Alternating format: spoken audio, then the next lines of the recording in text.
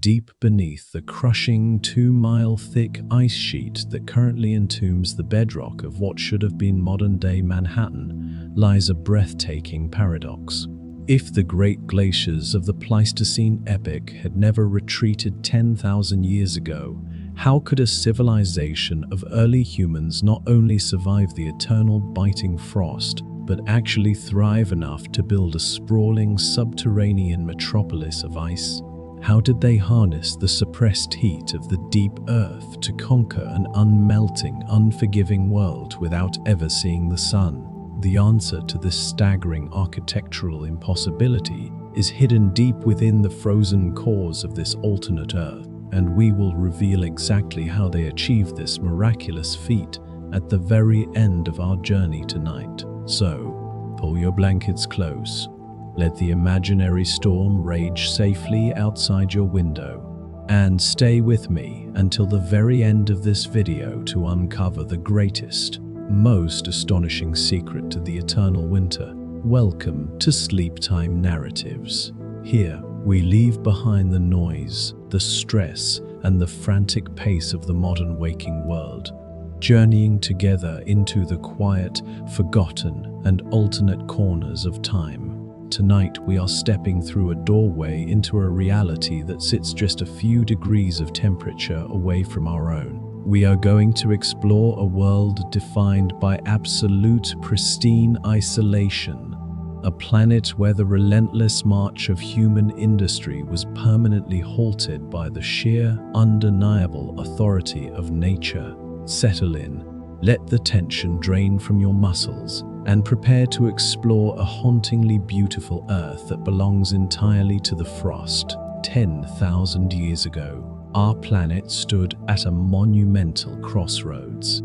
For over 100 millennia, the Earth had been locked in the grueling, icy grip of the last glacial maximum. The global temperatures had plummeted, drawing massive amounts of moisture out of the oceans and locking it away in colossal, continent-spanning ice sheets. In our timeline, a subtle, almost imperceptible shift in the Earth's orbit and its axial tilt phenomenon, known to astrophysicists as the Milankovitch cycles, began to slowly warm the globe. The great thaw commenced. The glaciers wept, melting into vast rivers that carved out the modern landscapes we recognize today, raising sea levels and making way for the dawn of human agriculture, the rise of civilizations, and the bustling, interconnected world we now inhabit. But what if that thaw never happened? What if, due to a massive, prolonged sequence of volcanic eruptions filling the stratosphere with reflective ash, or a sudden, permanent stalling of the warm ocean currents, the Milankovitch cycles were entirely overridden? What if the cold simply stayed? Imagine a world where the timeline of global warming was permanently interrupted. Instead of retreating 10,000 years ago, the massive ice sheets covering North America and Europe simply stayed. They did not weep. They did not retreat. They anchored themselves to the bedrock, growing heavier, denser, and more absolute with every passing millennium. The epoch we call the Holocene, the era of human expansion, of the pyramids, of Rome, of the Industrial Revolution, never occurred. Instead, the Pleistocene epoch stretched endlessly onward, a permanent, unbroken winter that claimed the Northern Hemisphere for its own. To truly comprehend the scale of this alternate reality, you must abandon your understanding of modern geography. Picture a slow, sweeping aerial view of a mile-thick wall of ice where modern-day New York or London should be. There are no towering skyscrapers of glass and steel reaching for the sky. There are no bridges spanning the rivers, because the rivers themselves have been crushed out of existence. Where the Empire State Building should stand, there is only a solid, unforgiving plateau of compacted ancient ice, stretching upward for thousands of feet into the freezing, thin air of the troposphere. Where the bustling, historic streets of London should wind along the Thames, There is nothing but an endless, blinding expanse of white, a frozen desert swept clean by relentless howling gales. The weight of this ice is something the human mind struggles to truly process. We are not talking about a heavy snowfall or a frozen lake. We are talking about billions of tons of solid, crystallized water pressing down on the Earth's crust. This immense burden actually depresses the continental plates, pushing the very bedrock of North America and Northern Europe deep into the Earth's mantle. The sheer mass of the Laurentide ice sheet, which covers the entirety of Canada and the northern United States in this timeline, alters the gravitational pull of the planet itself. It is a monument of unimaginable scale, a creeping, silent titan that swallowed half the globe and refused to let go. As we glide smoothly over this endless, frozen expanse in our mind's eye, the sheer beauty of the desolation begins to take hold. It is a world wiped perfectly clean. The ice is not just white, it is a canvas of incredible shifting colors. In the deep crevasses and the sheer, towering cliffs of the glacial walls, the ice compresses so densely that it absorbs the red spectrum of light, reflecting back a deep, mesmerizing, and luminous azure blue.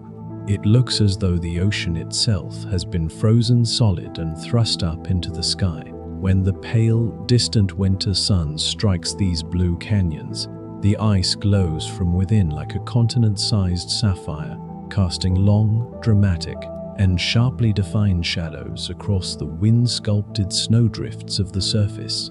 In this unyielding environment, the auditory landscape is just as profound and commanding as the visual one. There is no sound of traffic, no hum of electricity, no chatter of millions of human voices. The silence here is heavy, absolute, and deeply isolating, but it is not entirely empty. The eternal winter has a voice of its own. Listen to the deep, low-frequency groaning of ancient, shifting ice, accompanied by the slow, hypnotic howl of a high-altitude wind. This groaning is the sound of the Earth itself straining under the impossible weight of the glaciers. As the massive ice sheets slowly, infinitesimally creep across the bedrock driven by their own immense gravity, the friction generates a sound that reverberates through the frozen ground and into your very bones. It is a deep, seismic rumble, a long, drawn-out moan that sounds almost like a living, breathing leviathan sleeping beneath the frost. It is a sound of raw, untamed geological power, a constant reminder that the ice is not dead, static water, but a slow-moving, unstoppable force of nature. Paired with this subterranean rumble is the slow, hypnotic howl of a high-altitude wind. Because the ice sheets rise miles into the atmosphere, they create their own brutal weather systems.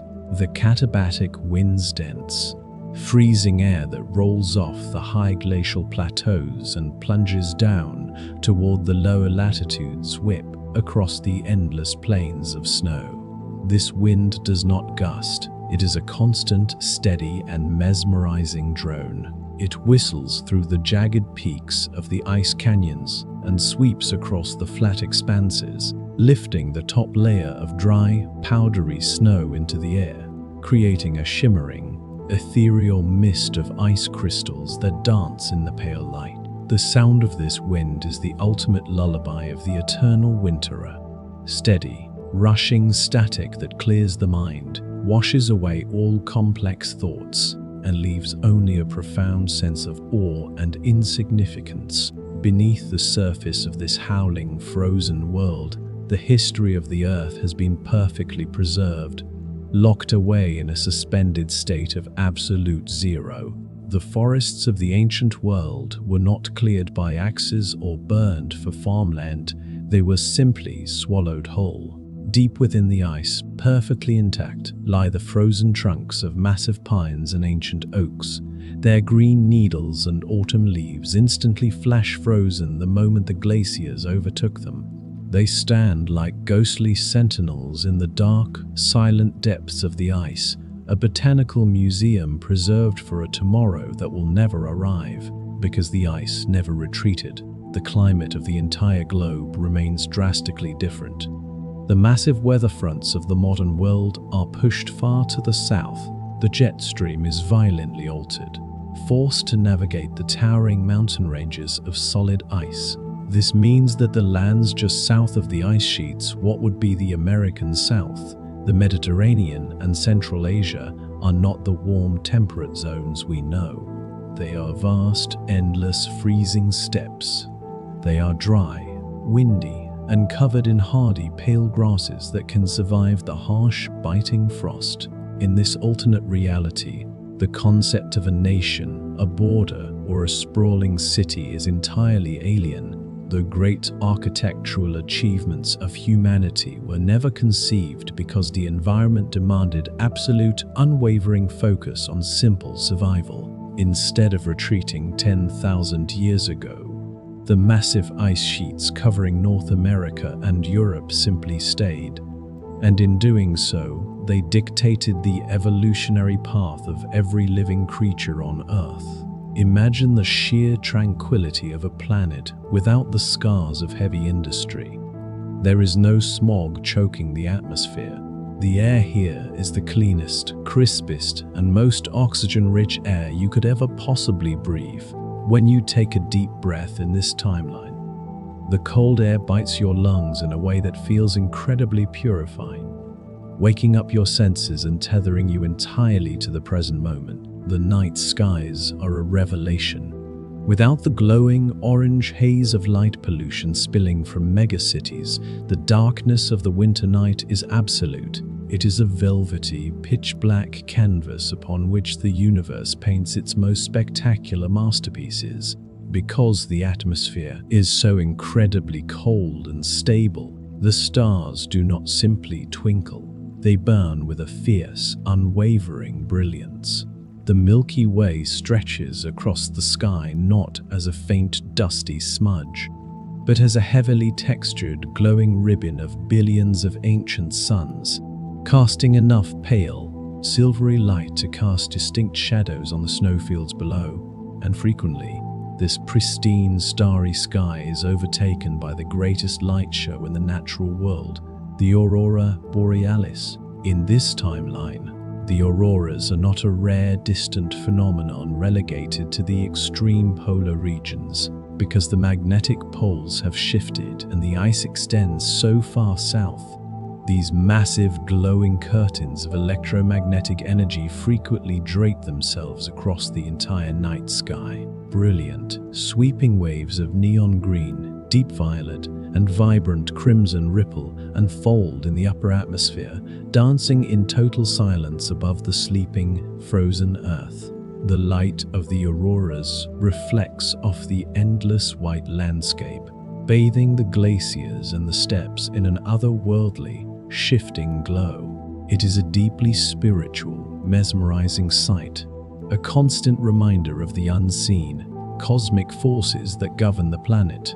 As we continue to float through this unmelting world, the sheer scale of the isolation begins to feel less intimidating and more incredibly comforting. In our waking lives, we are constantly bombarded by information, by demands on our time, by the endless, frantic energy of millions of other people. But here, in the shadow of the eternal glaciers, none of that exists. There are no deadlines. There is no news. There is no rush. There is only the slow, steady accumulation of snow, the deep geological groaning of the ice, and the endless, beautiful cycle of the freezing days and the long, starry nights. A slow, sweeping aerial view of a mile-thick wall of ice where modern-day New York or London should be offers a profound shift in perspective. It makes our modern worries seem incredibly small, incredibly fleeting. The ice does not care about human ambition.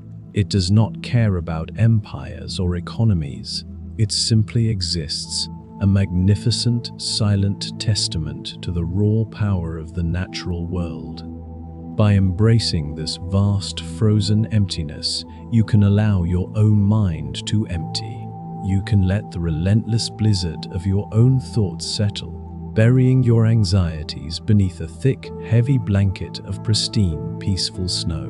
We are drifting now over the edge of the great ice sheet, approaching the sheer, vertical cliff face that marks the boundary of the glacier.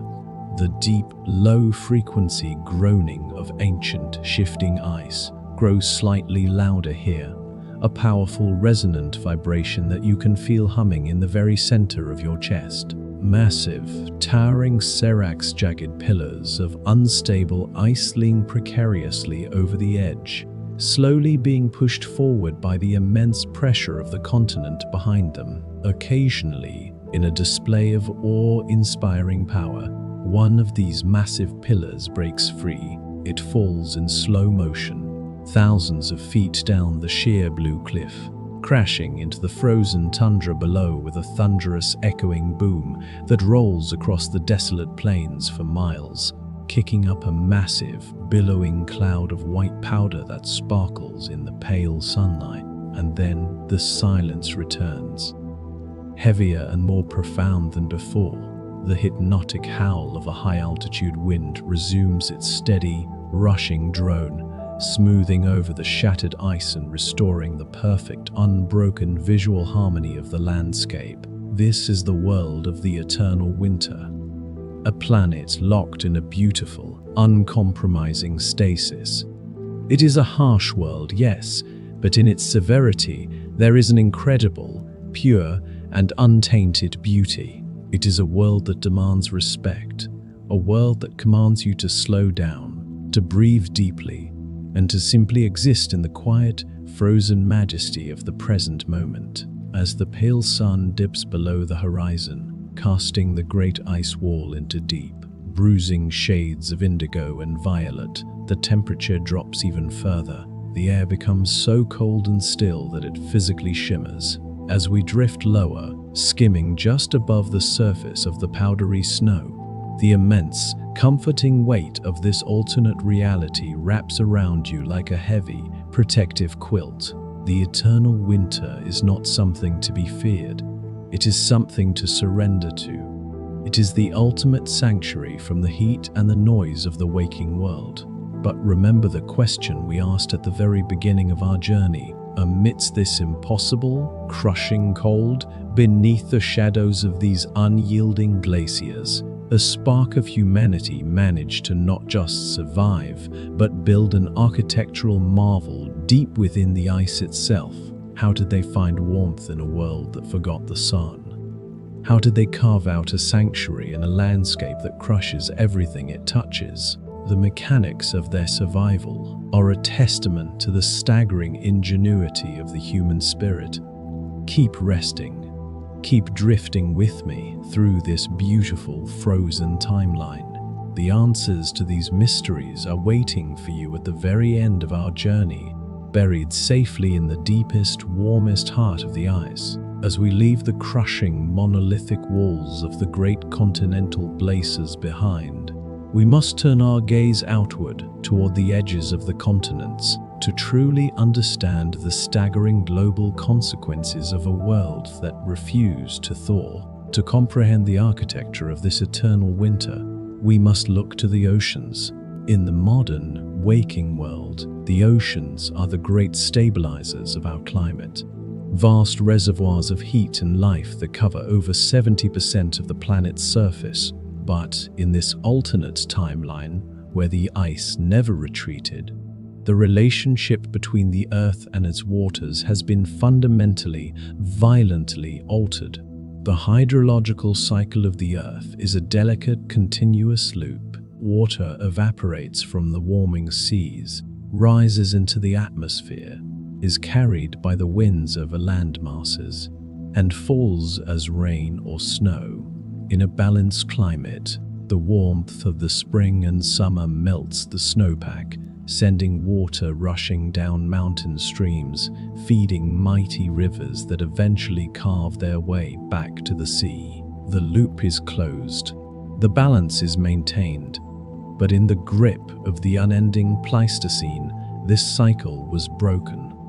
It became a one-way street of theft and accumulation. Every snowflake that fell upon the northern hemisphere over tens of thousands of years was a drop of water stolen directly from the oceans, because the summer heat never arrived to melt the accumulated snow.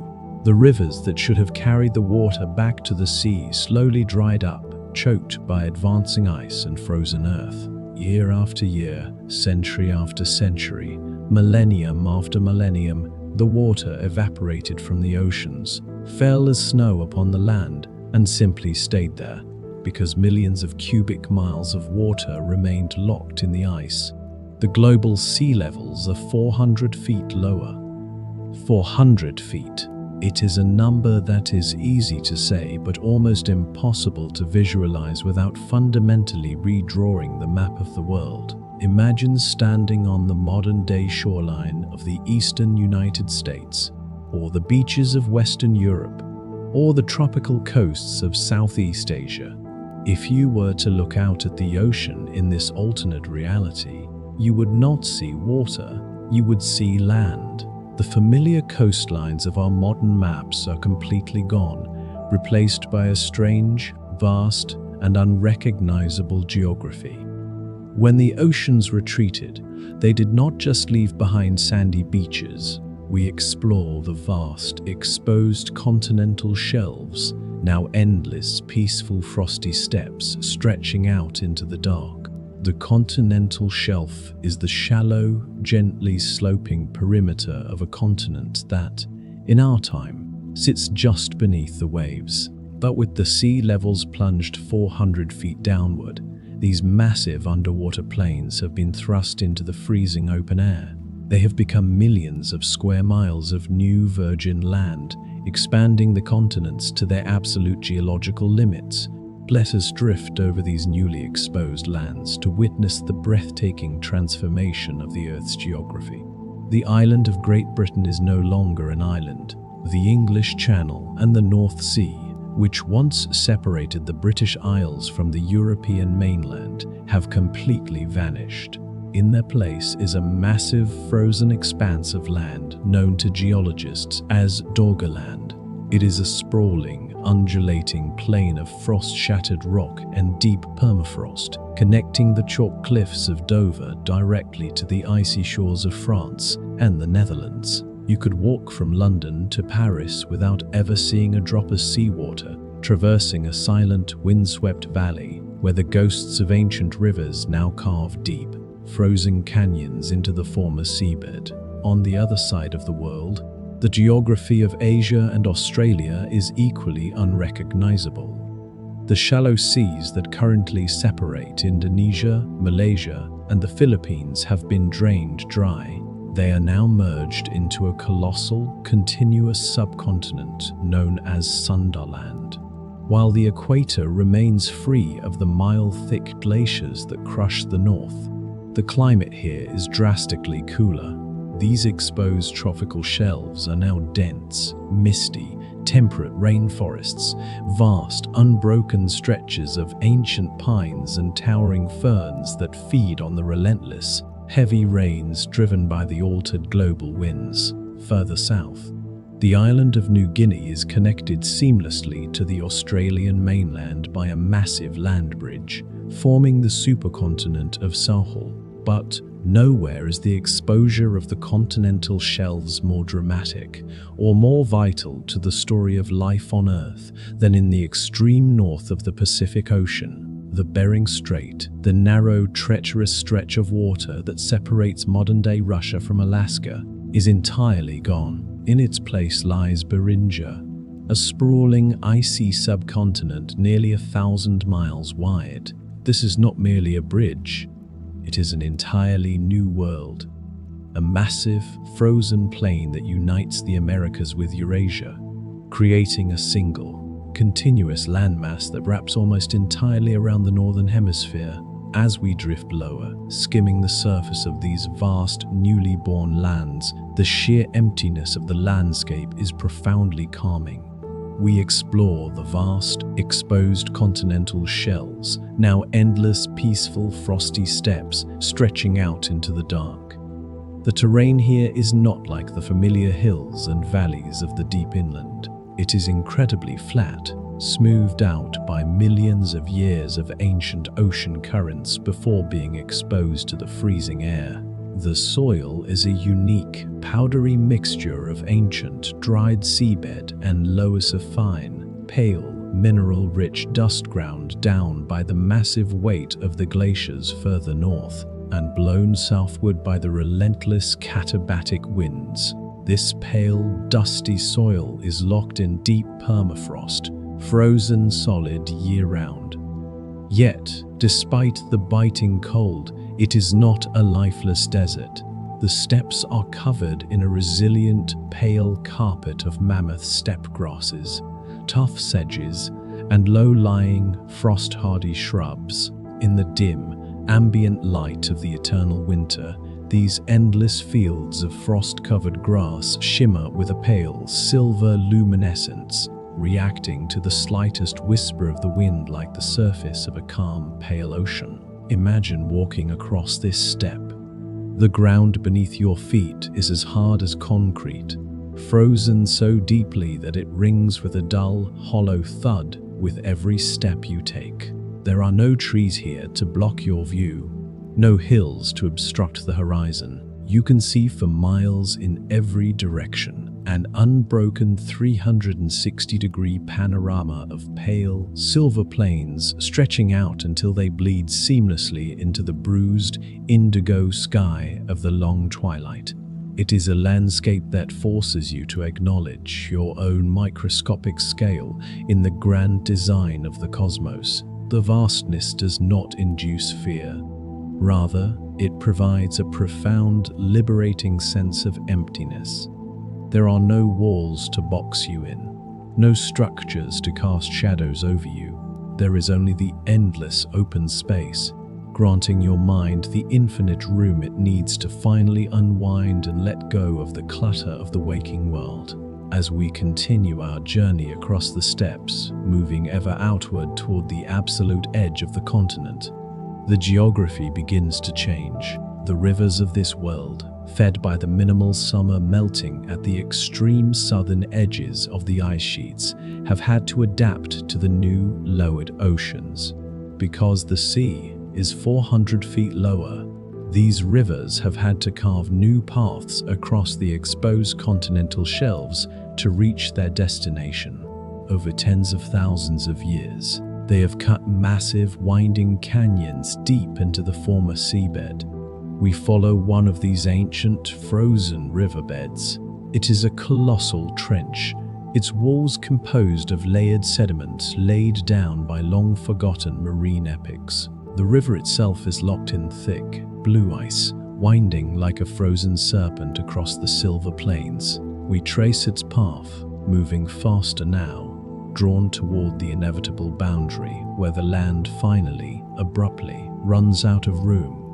Eventually, we reach the edge of the world. Because the sea level has dropped so drastically, the gentle, sloping beaches of the modern era are gone. The water level has retreated all the way to the continental margin. The sheer, dramatic drop-off where the shallow continental shelf suddenly plunges thousands of feet down into the abyssal depths of the true ocean. Here, at the boundary of the freezing sea, the coastline is a terrifying, majestic fortress of ice and stone. Towering cliffs of ancient, compacted snow and frozen earth rise hundreds of feet into the air, standing like unyielding sentinels against the dark, churning waters below.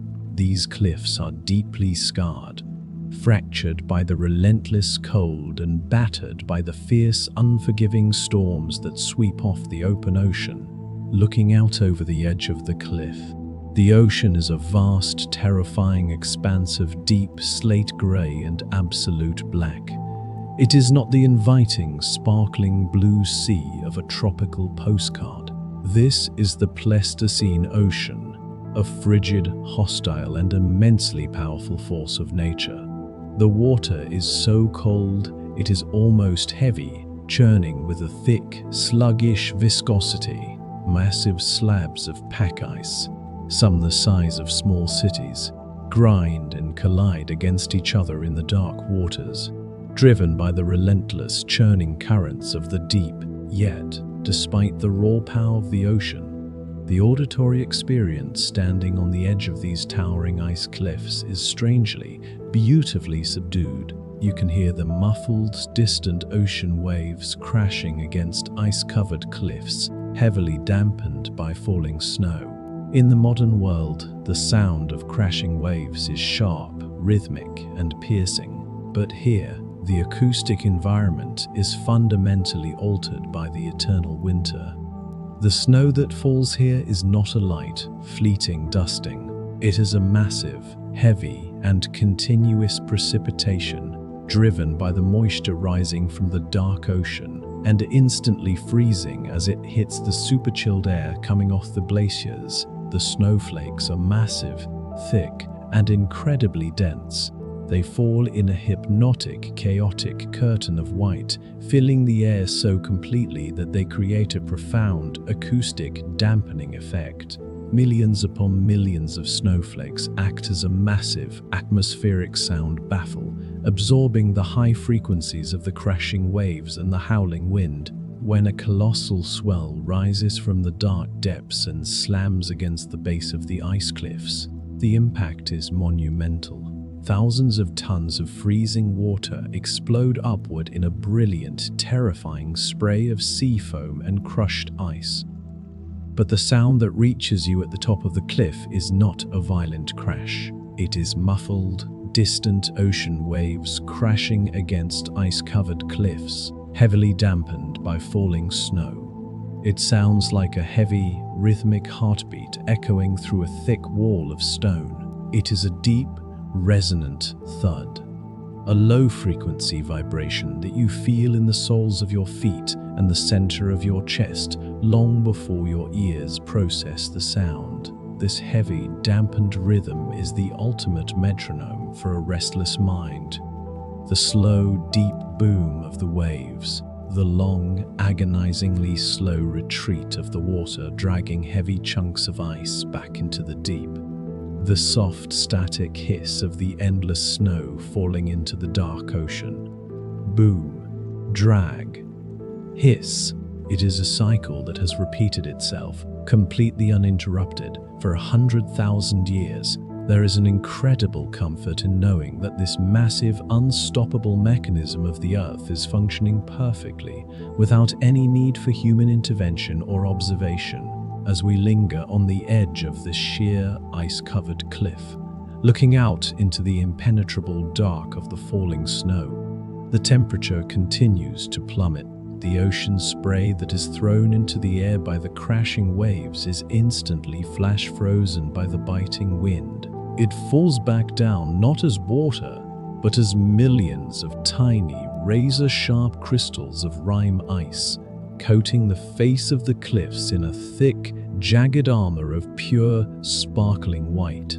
Below the surface of that dark, churning water, the lowered sea levels and the freezing temperatures have triggered a profound shift in the very circulation of the planet, the Great Ocean Conveyor Belt. The thermohaline circulation that moves warm water from the equator to the poles and cold water back again has slowed to a crawl. Without the influx of warm water, the oceans have become stratified, deeply layered by temperature and salinity. The abyssal plains, thousands of feet below the crashing waves, are plunged into an even deeper, more absolute cold. The strange alien creatures that inhabit these lightless depths move with a terrifying, agonizing slowness, perfectly adapted to a world where energy is scarce and time stretches out into an unrecognizable eternity. But here on the surface, on the high, windy edge of the frosty steppes, we are shielded from the crushing depths. We are suspended in a state of perfect, atmospheric isolation. We explore the vast exposed continental shelves, now endless peaceful frosty steppes stretching out into the dark, and find that they offer a sanctuary of absolute silence and profound emptiness. Allow yourself to fully inhabit this space. Feel the solid frozen earth beneath you, immovable and permanent. Feel the biting, purifying cold of the air, clearing your lungs and slowing your pulse. Listen to the heavy, dampened rhythm of the distant ocean, a lullaby forged in the deep, freezing heart of the earth. You are surrounded by the muffled, distant ocean waves crashing against ice-covered cliffs, heavily dampened by falling snow. There is nowhere else you need to be. There is nothing else you need to accomplish. You have reached the edge of the world, and there is nothing beyond it but the dark, the snow, and the deep, eternal peace of the ice. As the snow continues to fall, heavier and thicker now, it begins to obscure the coastline entirely. The dark water of the ocean fades into a soft, hazy grey. The sharp, jagged edges of the ice cliffs are softened, blurred by the relentless curtain of white. The world is shrinking down, wrapping itself in a heavy, protective blanket of absolute winter. Let the snow bury your thoughts. Let the heavy, rhythmic thud of the waves rock you into a state of deep, unwavering calm. Surrender to the vast, peaceful emptiness of the frosty steppes, and let yourself drift away into the endless, unmelting night. We have turned our backs to the towering, frost-shattered cliffs of the lowered oceans, leaving the muffled, rhythmic thud of the freezing waves far behind us. As we move inland, away from the churning, dark waters, the geography of this eternal winter flattens and stretches out into an unimaginable vastness. We are stepping away from the dramatic edges of the world and descending into the deep, quiet heart of the continent. You are about to embark upon a ground-level journey through the endless, snow-blanketed plains of the Northern Hemisphere. In our waking, modern reality, the tundra is a biome relegated to the extreme, unforgiving fringes of the Arctic Circle, a place where the soil thaws for only a few fleeting, desperate weeks of summer before freezing solid once again. But in this unmelting world, where the great ice sheets refuse to retreat, the tundra is not a mere fringe. It is the dominant landscape of the Earth. It sweeps across millions of square miles, claiming what would have been the temperate heartlands of North America, Europe, and Asia. It is a sprawling, unbroken ocean of pale white and deep shadow, a monument to the staggering, quiet endurance of life in the deep freeze. Before we delve into the dense, frozen woods that lie ahead, pause for a moment to take in the sheer, dizzying scale of these open plains. Stand upon this frozen earth and look to the horizon. There are no mountains here to break the wind, no valleys to offer shelter, and absolutely no artificial lights to pollute the darkness. Above you is a pitch-black night sky, a celestial dome of such profound, crushing depth that it feels as though you could fall upward into it. Because the air is stripped entirely of moisture and modern pollutants, the stars do not twinkle. They burn with a fierce, unwavering intensity, casting a faint, silvery illumination across the endless snowdrifts. And then, the snow begins to fall. This is not the heavy, wet, and chaotic snow of a brief winter storm. In the eternal Pleistocene, the precipitation operates on a completely different meteorological scale. The air is so incredibly cold that it cannot hold massive amounts of water vapor. Instead of violent blizzards, the weather here often manifests as a slow, continuous, and agonizingly beautiful descent of ice crystals. You are witnessing the hypnotic visual of heavy, slow-motion snowflakes falling against a pitch-black night sky. Watch as a single snowflake drifts downward, without the turbulent, aggressive thermal updrafts of a warming planet to toss it around. The flake descends in a perfectly straight, gentle line. It catches the faint starlight, flashing silver for a fraction of a second before continuing its lazy, weightless journey to the ground. Now multiply that single graceful movement by billions. The entire visual field is filled with these falling stars of ice. They drift down in a state of absolute mathematical perfection, a mesmerizing slow-motion curtain of white that gently obscures the horizon and wraps the world in a cocoon of perfect visual isolation. As you walk across this snow-blanketed plain, your perspective is entirely grounded. You are not flying above it, you are immersed in it. The ground beneath your feet is permafrost, soil that has remained entirely frozen for tens of thousands of years. It is as hard as iron, locking away ancient carbon and the preserved remnants of a world that existed before the ice took over. A thick, insulating layer of snow covers this frozen earth, creating a perfectly smooth, undulating landscape that looks like a sea of white dunes, sculpted by the relentless, high-altitude winds into elegant sweeping ridges. As we journey further across these plains, a dark silhouette begins to slowly emerge from the falling snow in the distance. It is not a mountain range, nor is it a wall of glacial ice. It is the edge of the Taiga the Great, boreal forest that has adapted to survive on the very fringes of the ice sheets. In our timeline, forests require a delicate balance of warmth, liquid water, and fertile soil to thrive. The existence of a massive, dense forest in a world of eternal winter seems like an ecological impossibility. Yet, nature is profoundly resilient. These are not the broad-leafed, delicate trees of the south. This is a fortress of ancient, towering evergreens, a massive, dense pine forest that stretches across the continent like a dark, protective belt. As we cross the threshold from the open plains into the shelter of the trees, the environment instantly transforms. The biting wind that sweeps across the tundra is broken by the millions of thick, rigid trunks.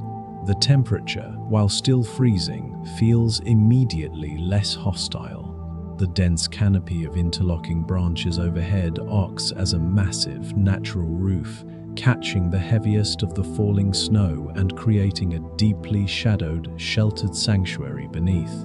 Look closely at these ancient pines. Their bark is thick, deeply grooved, and hardened almost to the consistency of stone, armored against the biting frost. Their needles are dark, almost black in the dim light, filled with natural, biological antifreeze that prevents the cells from rupturing in the extreme cold. The branches of these trees do not reach proudly upward toward the sun.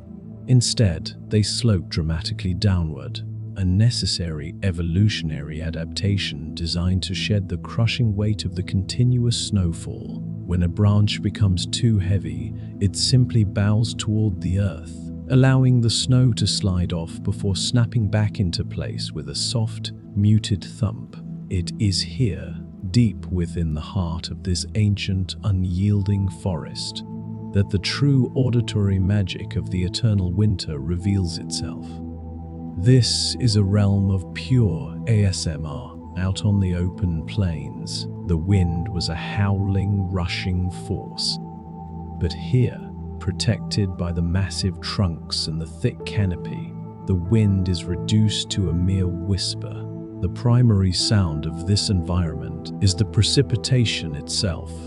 Listen to the continuous soft static of heavy snow falling on a dense pine forest. Because the snowflakes are so dry and crystalline, they do not splash or splat when they land.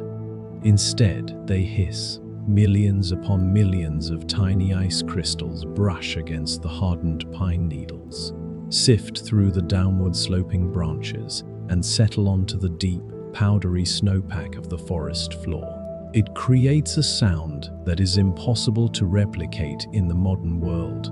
It is a soft, enveloping white noise, a delicate, high-frequency rustle that completely fills the acoustic space, This continuous, soft static acts as a massive, natural sound dampening field. If you were to speak in this forest, the sound of your voice would not echo. It would be instantly absorbed by the millions of pine needles and the thick, porous layers of snow. It creates an acoustic dead zone, a place of such profound, heavy quiet that you can hear the blood pumping through your own veins, the slow, rhythmic expansion of your lungs, and the delicate crunch of the snow compressing beneath your weight. Let the sound of this falling snow wash over you. The continuous, soft static of heavy snow falling on a dense pine forest is the ultimate auditory anchor. It is steady. It is predictable. It is deeply, fundamentally safe. The modern world is filled with jarring, unpredictable noises, sirens, alarms, the sudden clatter of machinery. But here, there are no surprises. There is only the eternal, rhythmic hiss of the winter, a sound that has remained entirely unchanged for 100 millennia. As we venture deeper into the woods, the darkness intensifies.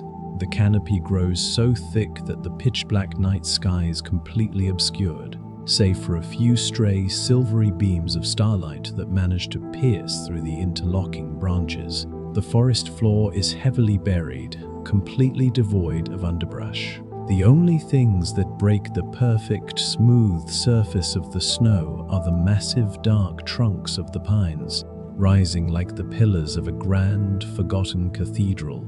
To survive in this environment, the ecosystem has developed incredible, hidden networks beneath the frozen soil, deep below the permafrost line. The roots of these towering pines are locked in a desperate, slow-motion embrace. They share nutrients, water, and chemical signals through a massive, invisible web of subterranean fungi. It is a slow, silent community of survival, a testament to the fact that even in the darkest, coldest corners of the earth, life finds a way to connect and endure. The air in the forest is heavy with the scent of frozen resin and old, dry wood. It is a clean, sharp, and incredibly purifying aroma. With every breath you take, this crisp, cold air fills your lungs, slowing your heart rate and coaxing your nervous system into a state of deep, metabolic rest. There is a reason the cold makes us sleepy. It is an ancient, biological imperative to conserve energy, to hunker down, and to wait out the dark. Here, in the heart of the endless tundra, that dark will never lift, and the command to rest is absolute. Imagine yourself finding a sheltered hollow at the base of one of the largest, oldest pines in the forest. The snow here is perfectly dry and incredibly soft, yielding to your weight like a mattress of down feathers. The massive trunk of the tree shields your back from the faint, wandering drafts of the forest. Above you, the sloping branches form a protective, natural tent. You are completely hidden. You are entirely safe. From this sheltered vantage point, you can look out into the endless, dark corridors of the pine forest. You watch the hypnotic visual of heavy, slow-motion snowflakes falling, drifting down through the dark branches in a never-ending, silent cascade. The visual repetition is deeply mesmerizing, capturing the attention of your waking mind and slowly, gently rocking it to sleep. Close your eyes and focus entirely on the pure ASMR of the environment. Let the complex, stressful layers of your day peel away, replaced by the simple, beautiful mechanics of the winter. The continuous soft static of heavy snow falling on a dense pine forest is the only thing that matters now. It is a lullaby whispered by the earth itself. It is the sound of an entire planet at rest. There is no need to travel any further tonight. We have completed our ground-level journey through the endless, snow-blanketed plains, and we have found the perfect, isolated sanctuary within the frozen woods. The great, unmelting glaciers sit silently to the north. The lowered, crashing oceans churn far away to the west. Here, there is only the quiet. Here, there is only the frost. Allow the heavy, comforting weight of the eternal winter to settle over you. Sink deeply into the dry, soft snow of your own imagination, and let the gentle, static hiss of the falling snow guide you down into a profound, unbroken, and beautiful slumber. How does a massive herd of warm-blooded leviathans navigate a blinding, featureless whiteout blizzard to find sustenance in a world where the vegetation has been buried under feet of packed snow for millennia? What invisible ancient map is etched into their very DNA, guiding them through the unending darkness to a secret, geothermal sanctuary where the frost has no power over the earth? We will reveal the astonishing answer to this geographical mystery, the hidden oasis of the unmelting world, at the very end of our journey tonight. Please, pull your blankets close.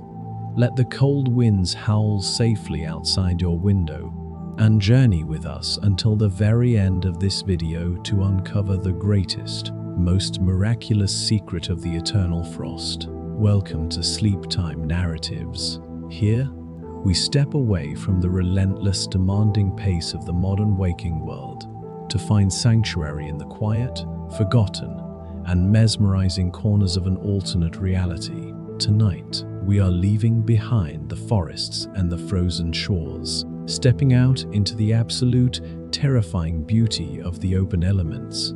We are going to witness the true masters of this frozen domain, shifting our own internal rhythms to match theirs. Allow your breathing to deepen. Let the heavy tensions sink out of your shoulders and prepare your mind to embrace the slow, majestic pacing of a world that refused to thaw. As we emerge from the dense, sheltering canopy of the dark pine forests, the protective silence is immediately stripped away. We are standing on the edge of the great, open steppe, entirely exposed to the raw, unbridled power of the Pleistocene weather systems. The sky above is no longer a canvas of brilliant, burning stars. It has been swallowed entirely by a thick, swirling, impenetrable grey. The temperature has plummeted to a depth that would shatter modern steel, and the air itself feels thick with the suspended weight of millions of tons of frozen water. We are standing in the center of a meteorological phenomenon that defines this eternal winter. The whiteout blizzard. It is a storm of such colossal scale and intensity that it erases the very concept of a horizon. There is no earth, no sky, no up and no down. There is only a swirling, chaotic vortex of blinding white and pale grey. The snow does not merely fall. It is driven horizontally by gale-force winds, creating a mesmerizing, high-speed river of ice crystals that scours the frozen plains. For a human being, this environment would induce immediate, terrifying disorientation, but we are merely invisible observers, drifting safely and warmly through the heart of the storm, completely untouched by its biting fury. It is here, in the absolute worst of the winter's wrath, that we witness the true resilience of life. We introduce the majestic megafauna that never went extinct, while the fragile, hairless ancestors of modern humanity cowered in deep caves. These titans claimed the storm as their own. Out of the blinding, swirling curtain of the whiteout, a massive, dark silhouette begins to form. And then another. And another. You are watching a massive herd of woolly mammoths trudging slowly through a whiteout blizzard. They emerge from the fog of snow like ancient, living mountains, their colossal frames dwarfing the landscape around them. Adult males, standing over 11 feet tall at the shoulder and weighing up to 8 tons, lead the vanguard. Behind them, the great matriarchs guide the younger adults, while the small, heavily furred calves are kept safely tucked in the very center of the formation. shielded entirely from the brutal wind by a living wall of muscle and thick, shaggy hair. The pacing slows down, matching the heavy, deliberate movements of these massive creatures. There is no rush in their stride. There is no panic in their posture. In a storm that would signify the end of the world for any lesser creature, the mammoths are the absolute embodiment of calm. They are unbothered by the cold, their thick fur caked in ice, moving in a state of perfectly synchronized, peaceful migration. To understand how they can be so incredibly placid in the face of such meteorological violence, we must look closely at the miraculous biology of these woolly sovereigns. Their bodies are perfectly, flawlessly engineered engines of heat retention. Beneath their skin lies a layer of dense, insulating blubber, in some places over 4 inches thick, serving as an impenetrable thermal barrier. Covering this blubber is a complex, double-layered coat of hair. The undercoat is a dense, incredibly fine wool that traps pockets of warm air directly against the skin, acting exactly like a premium, modern-day thermal blanket. But it is their outer coat that truly protects them from the blizzard. These guard hairs are incredibly long, coarse, and thick, sweeping down from their massive shoulders almost to the very surface of the snow. As the blizzard rages around them, the driving snow packs into these outer hairs.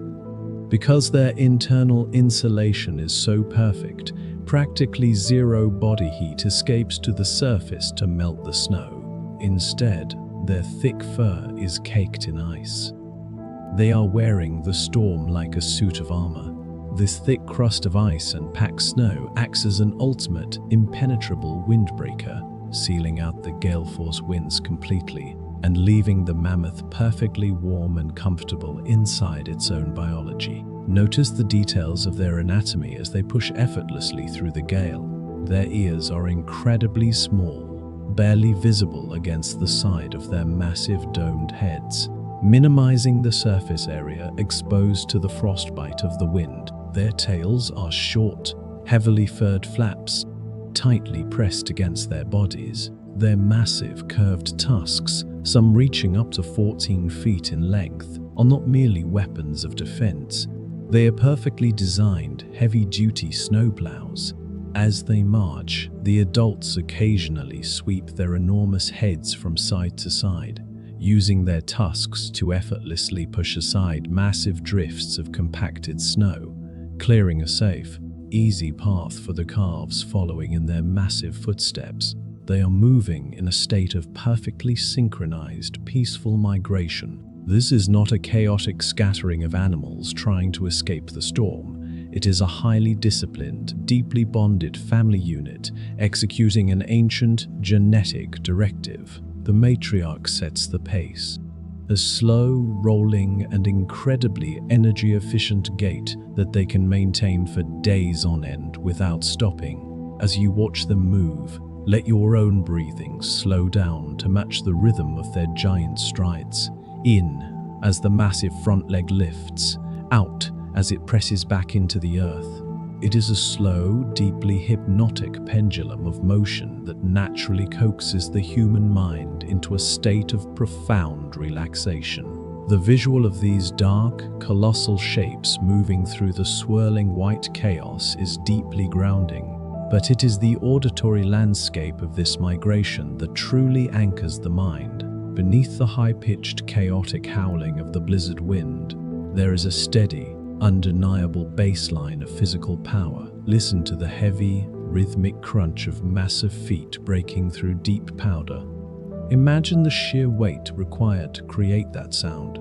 8 tons of bone, muscle, and fat pressing down onto a single, massive, padded foot.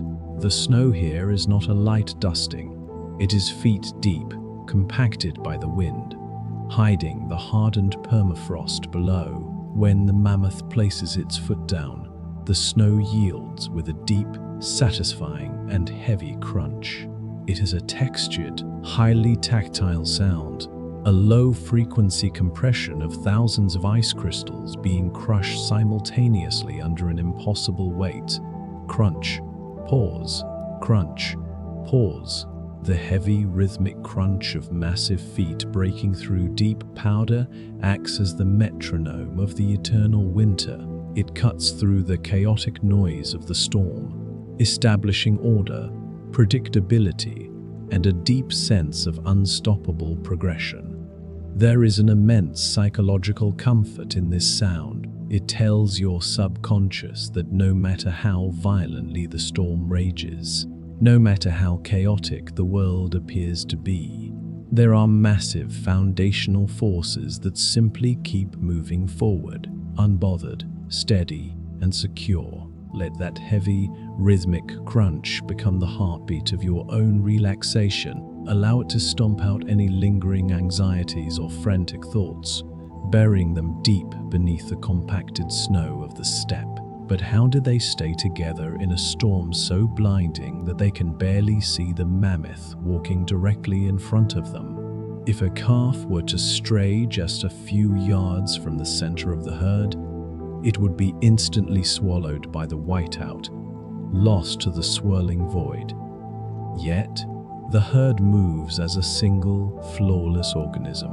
Their secret lies in a method of communication that is almost imperceptible to the human ear, but incredibly powerful in the dense, freezing air of the Pleistocene. Underneath the howling wind, you can feel the low, resonant, rumbling calls they use to communicate in the storm.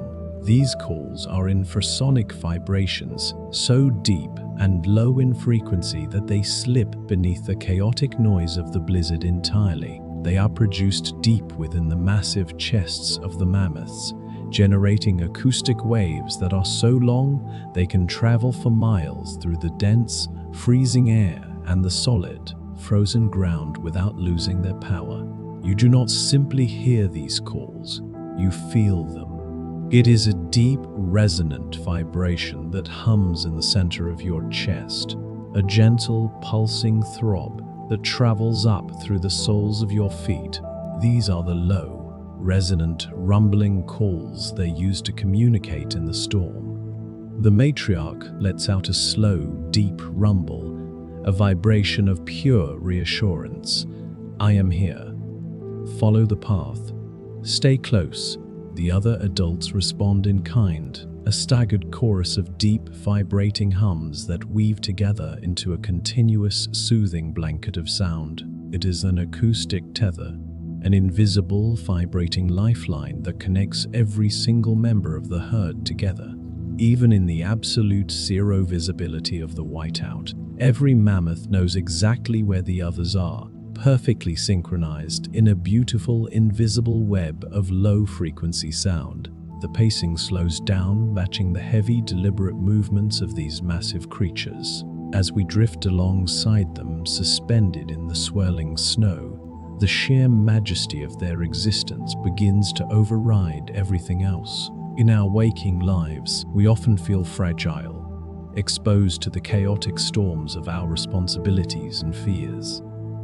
But here, in the presence of these woolly sovereigns, we borrow their strength. We absorb their profound, unbothered calm. They are unbothered by the cold, their thick fur caked in ice, moving in a state of perfectly synchronized, peaceful migration. They do not worry about the storm, because they are built for it. They are the masters of this environment. To watch them is to realize that true peace does not always come from the absence of a storm, but from having the absolute, unshakable resilience to weather it without fear. The blizzard continues to rage, spinning its chaotic tapestry of blinding white across the frozen steppes. But within the protective bubble of the herd, there is only warmth, rhythm, and progress. The massive bodies generate an aura of radiating heat, melting the snow as it hits their warm breath, creating a faint, localized mist that smells of wet wool, damp earth, and ancient power.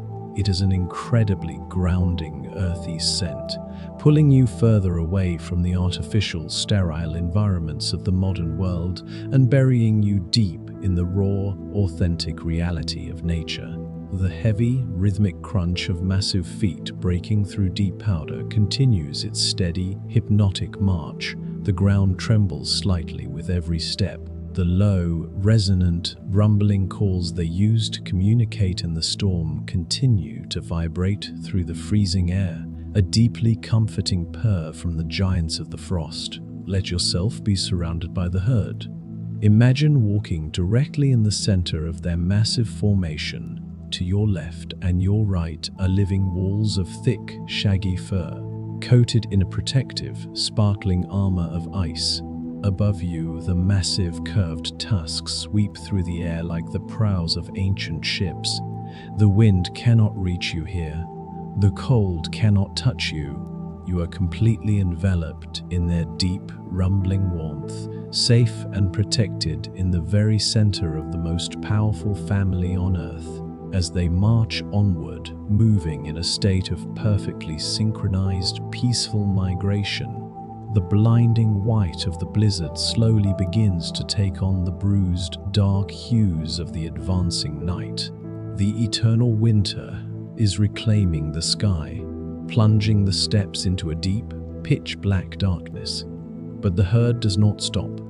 They do not falter. Their low, rumbling calls continue to guide them through the absolute dark, pressing forward toward a destination that only they know. But where are they going? What impossible instinct drives these magnificent giants to march through the darkest, coldest nights of the eternal winter? What secret, unmelting paradise waits for them at the end of their long, rhythmic journey? Keep resting. Keep breathing in time with their heavy, deliberate steps. The answer to their ancient map lies just over the frozen horizon, and we will uncover the breathtaking truth of their destination at the very end of our documentary. For now, simply surrender to the safety of the herd. Let the deep vibrations of their call soothe your restless mind. The pacing slows down, matching the heavy, deliberate movements of these massive creatures, and your mind drifts with them, safe, warm, and endlessly peaceful in the heart of the great white void. Out in the howling, unforgiving expanse of the frozen tundra, a profound question hangs in the freezing, crystallized air. How is it possible to outwit time itself? In a world where the sun offers no true warmth and the land yields absolutely no sustenance for the darkest, most brutal months of the year, how does a creature of immense size, power, and metabolic demand simply pause its own existence? How does a living, breathing giant command its own heart to slow to a near stop, cheating starvation and defying the freezing death that claims everything else on the surface?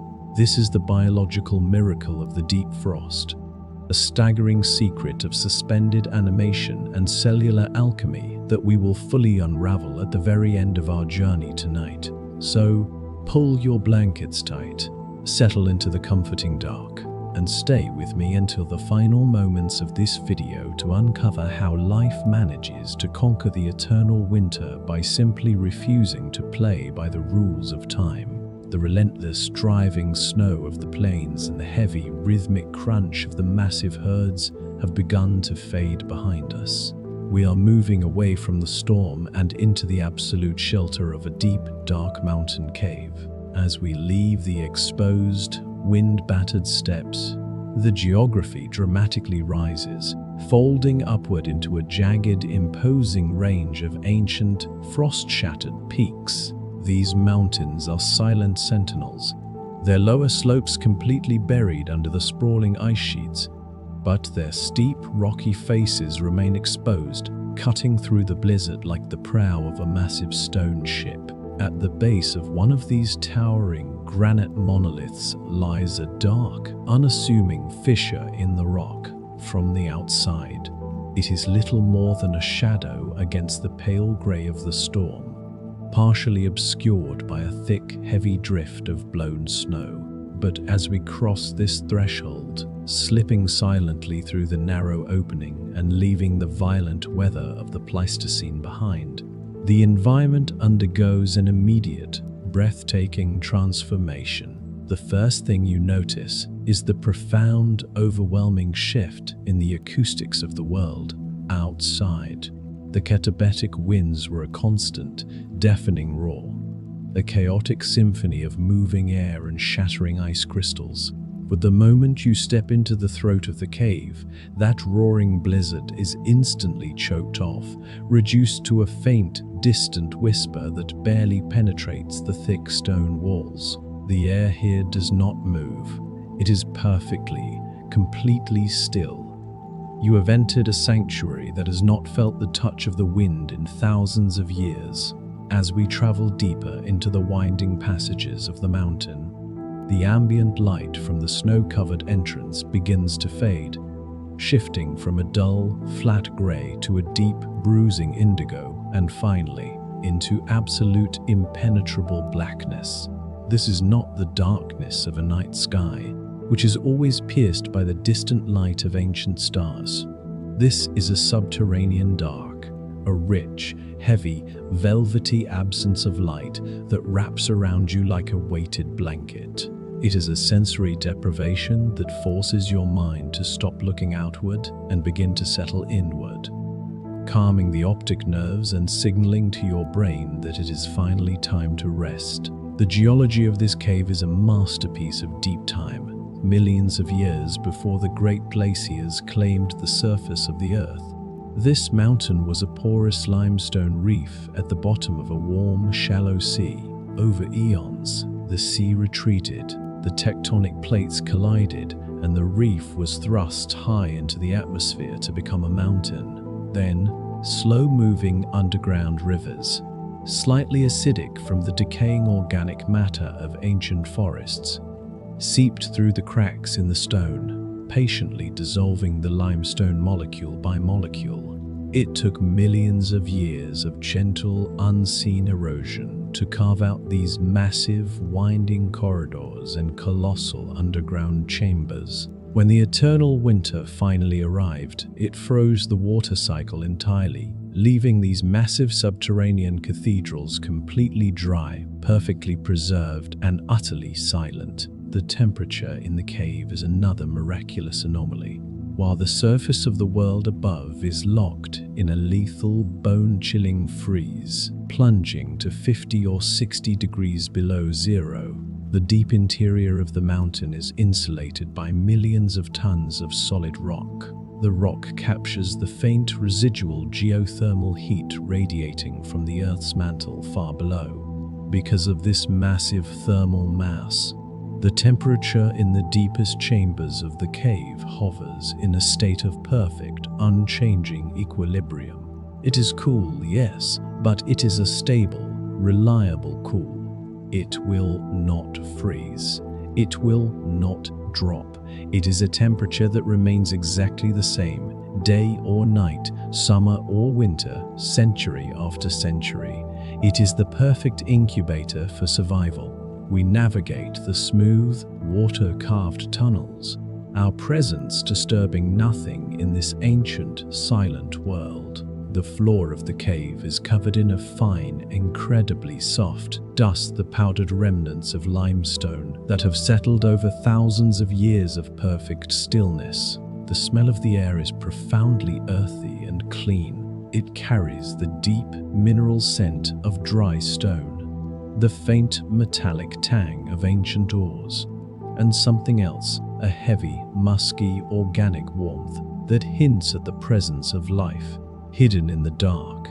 Eventually, the narrow tunnel opens up into a vast, sprawling cavern. The space is so massive that if there were light, you would not be able to see the ceiling, but in the pitch black, the sheer size of the chamber is only felt through the incredible, expanding acoustics of the room. This is the heart of the mountain. This is the sanctuary. A massive, heavily furred cave bear is curled up in the deepest chamber, locked in a profound, months-long hibernation. Ursus Balaeus, the great cave bear of the Pleistocene, is a creature of staggering, terrifying proportions. In the brief, marginal thaws that touch the very southern edges of the ice sheets, this giant reigns supreme. It is significantly larger and heavier than any grizzly or polar bear known to the modern waking world, with a broad, domed skull, massive shoulders packed with dense muscle, and paws the size of boulders. But here, in the absolute darkness of the cavern, this apex predator is not a creature of violence or terror. It is a creature of profound, absolute peace. It lies curled upon a soft, natural bed of excavated earth and ancient, dry cave dust, its massive body tucked into a perfect, heat-conserving sphere. Its thick, shaggy coat of dense underfur and long, coarse guard hairs provides the ultimate insulation, creating an impenetrable barrier between its core body heat and the cool air of the cave. The bear is completely motionless. It looks like a massive, furry boulder, a natural extension of the mountain itself. To survive the eternal winter, the cave bear has mastered a biological process so extreme, so perfectly engineered, that it borders on magic. This is not simply sleep. This is deep torpor. As the harshest months of the endless winter set in and the meager food sources on the surface vanish entirely under the snow, the bear retreated into this dark chamber and voluntarily shut down its own body. Inside that massive sleeping form, an incredible sequence of metabolic dampening is taking place. The bear's internal thermostat has been deliberately lowered, allowing its body temperature to drop several degrees, significantly reducing the amount of caloric energy required to keep its cells alive. But the true marvel lies in its cardiovascular system, a heart that once beat furiously during the hunt, pumping gallons of hot blood through its massive frame, has now slowed to a crawling, agonizingly slow rhythm. It beats perhaps only 8 to 10 times a minute. There is no eating in this state. There is no drinking.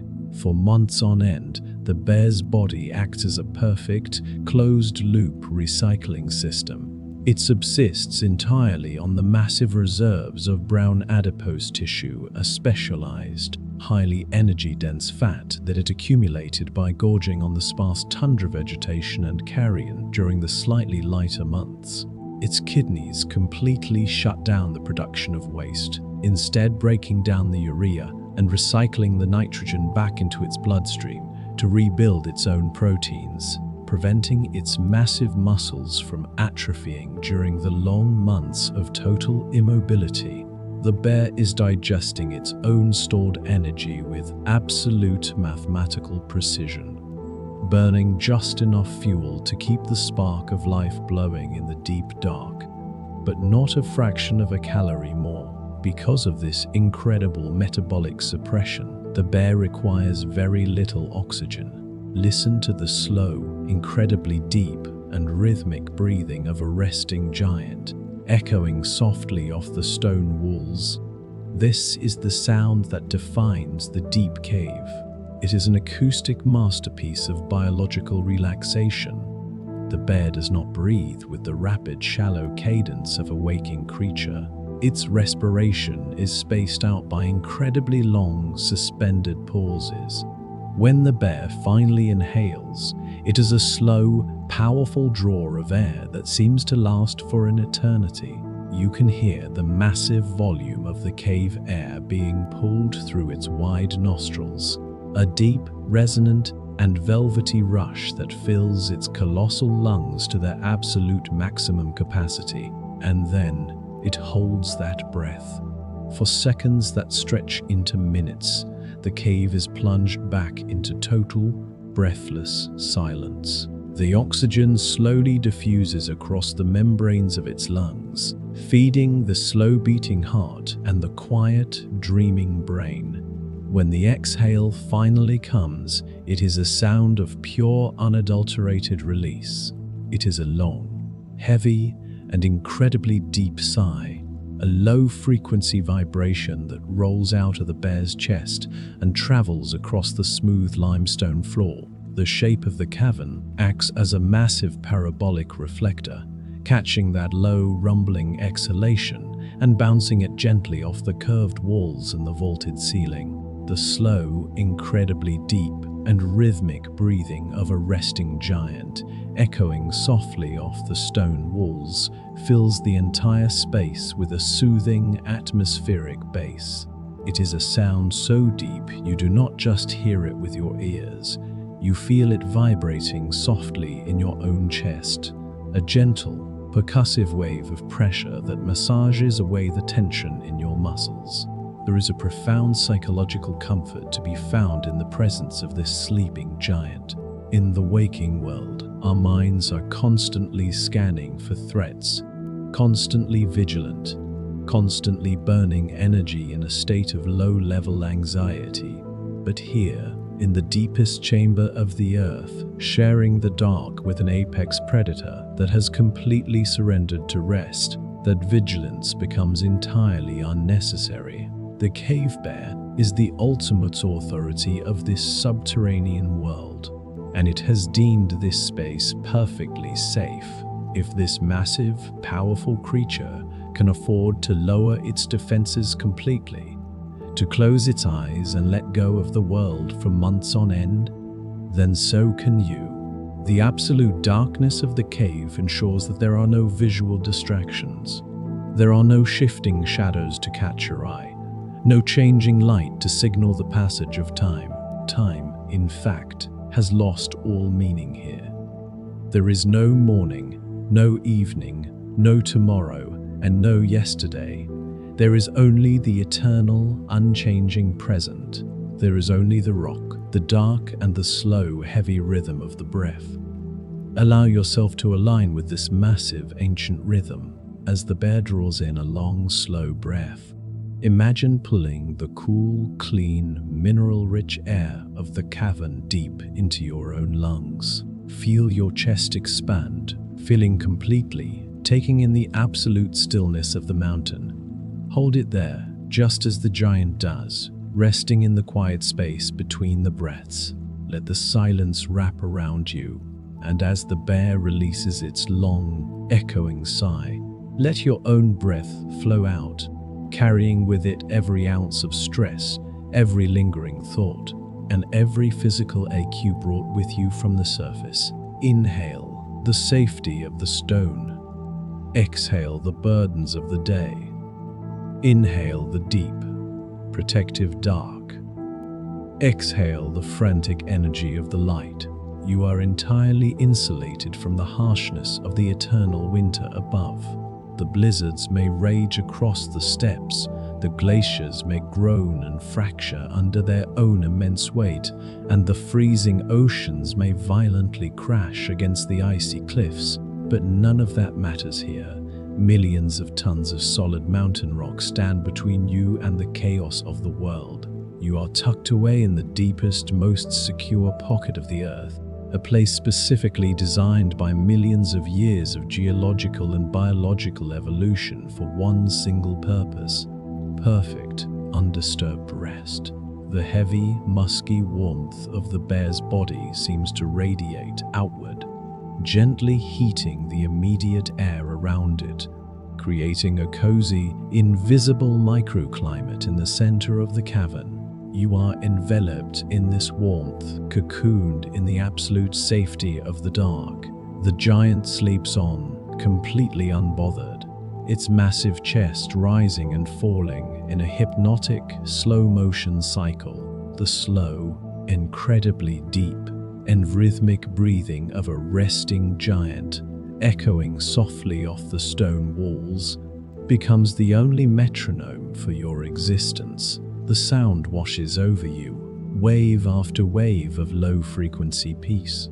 Your own heart rate naturally begins to slow, matching the crawling, steady pace of the bears. Your body temperature drops just a fraction of a degree, signaling to your brain that it is time to shut down the conscious mind and begin the deep, restorative work of sleep. The mystery of how the giant outwits time is no longer a question. It is a sensation you are experiencing firsthand, by simply stopping, by refusing to rush, by embracing the stillness of the dark, time ceases to rule over you. You are slipping into your own profound, peaceful hibernation. The mountain holds you securely in its ancient rocky embrace. The sleeping giant guards your rest. Let the darkness take you entirely. Let the deep, echoing breath be your guide into the endless, beautiful void of the night, and allow yourself to finally, completely drift away into the deepest slumber you have ever known. If you were to step into a vast, unbroken woodland where the snow has been falling continuously for 10,000 years, what happens to the sound of the world? In a reality completely swallowed by the eternal winter, how does an entire ecosystem not just endure, but secretly flourish in the absolute freezing dark? What hidden mechanisms allow a sprawling, continent-sized forest to survive without the warmth of a true summer?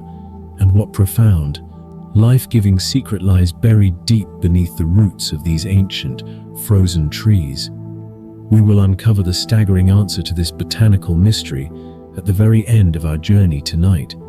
So settle in, let the cold remain safely outside your walls, and stay with me until the final moments to reveal the hidden heart of the endless frost.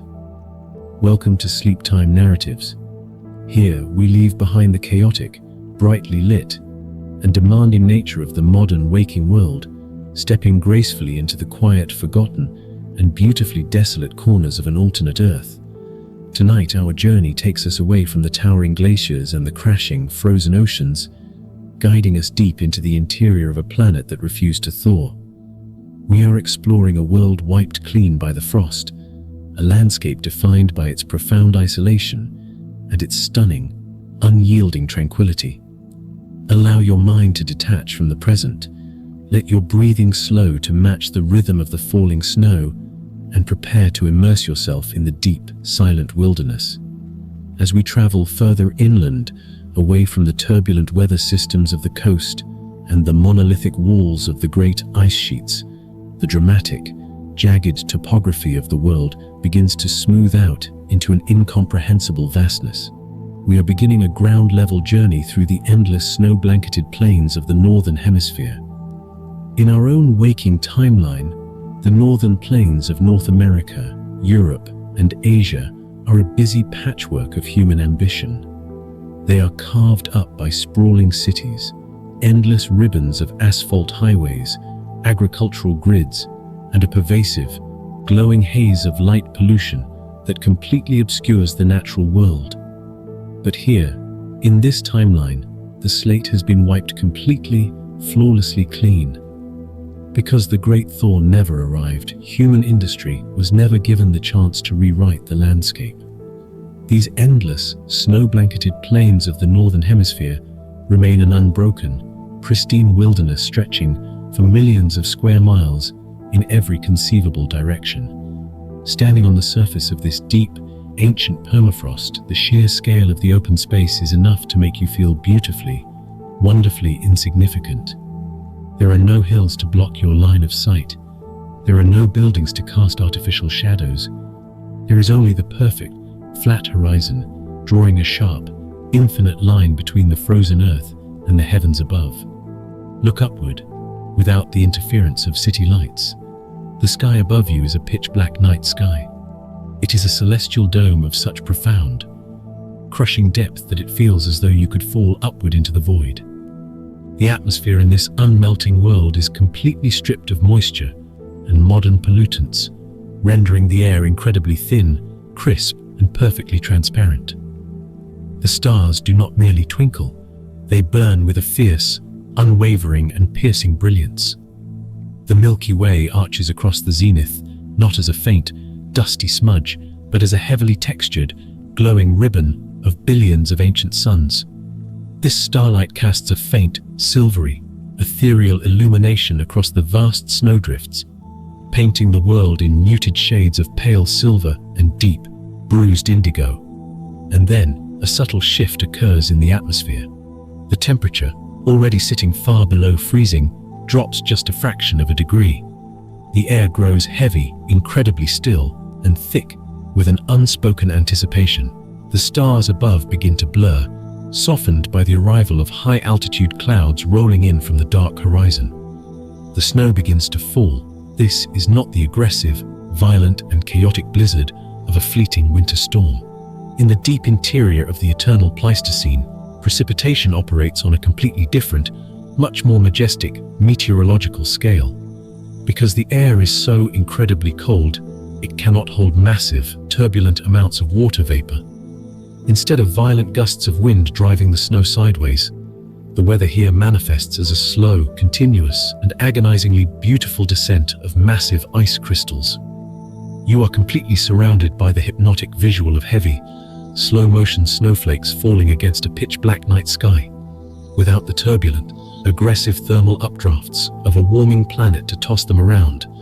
These snowflakes descend in perfectly straight, lazy, and gentle lines. They are massive, complex, and delicate structures of ice, forming perfectly symmetrical fractals in the upper atmosphere before beginning their long, silent journey to the Earth. Watch a single snowflake as it drifts downward through the dark. It catches the faint, remaining starlight, flashing silver for a fraction of a second, sparkling like a microscopic diamond before continuing its weightless descent. Now, multiply that single, graceful movement by billions. The entire visual field is filled with this hypnotic visual of heavy, slow-motion snowflakes falling. It is a mesmerizing, endless curtain of white that gently obscures the sharp line of the horizon, wrapping the world in a cocoon of perfect visual isolation. The repetition of the falling snow is deeply therapeutic.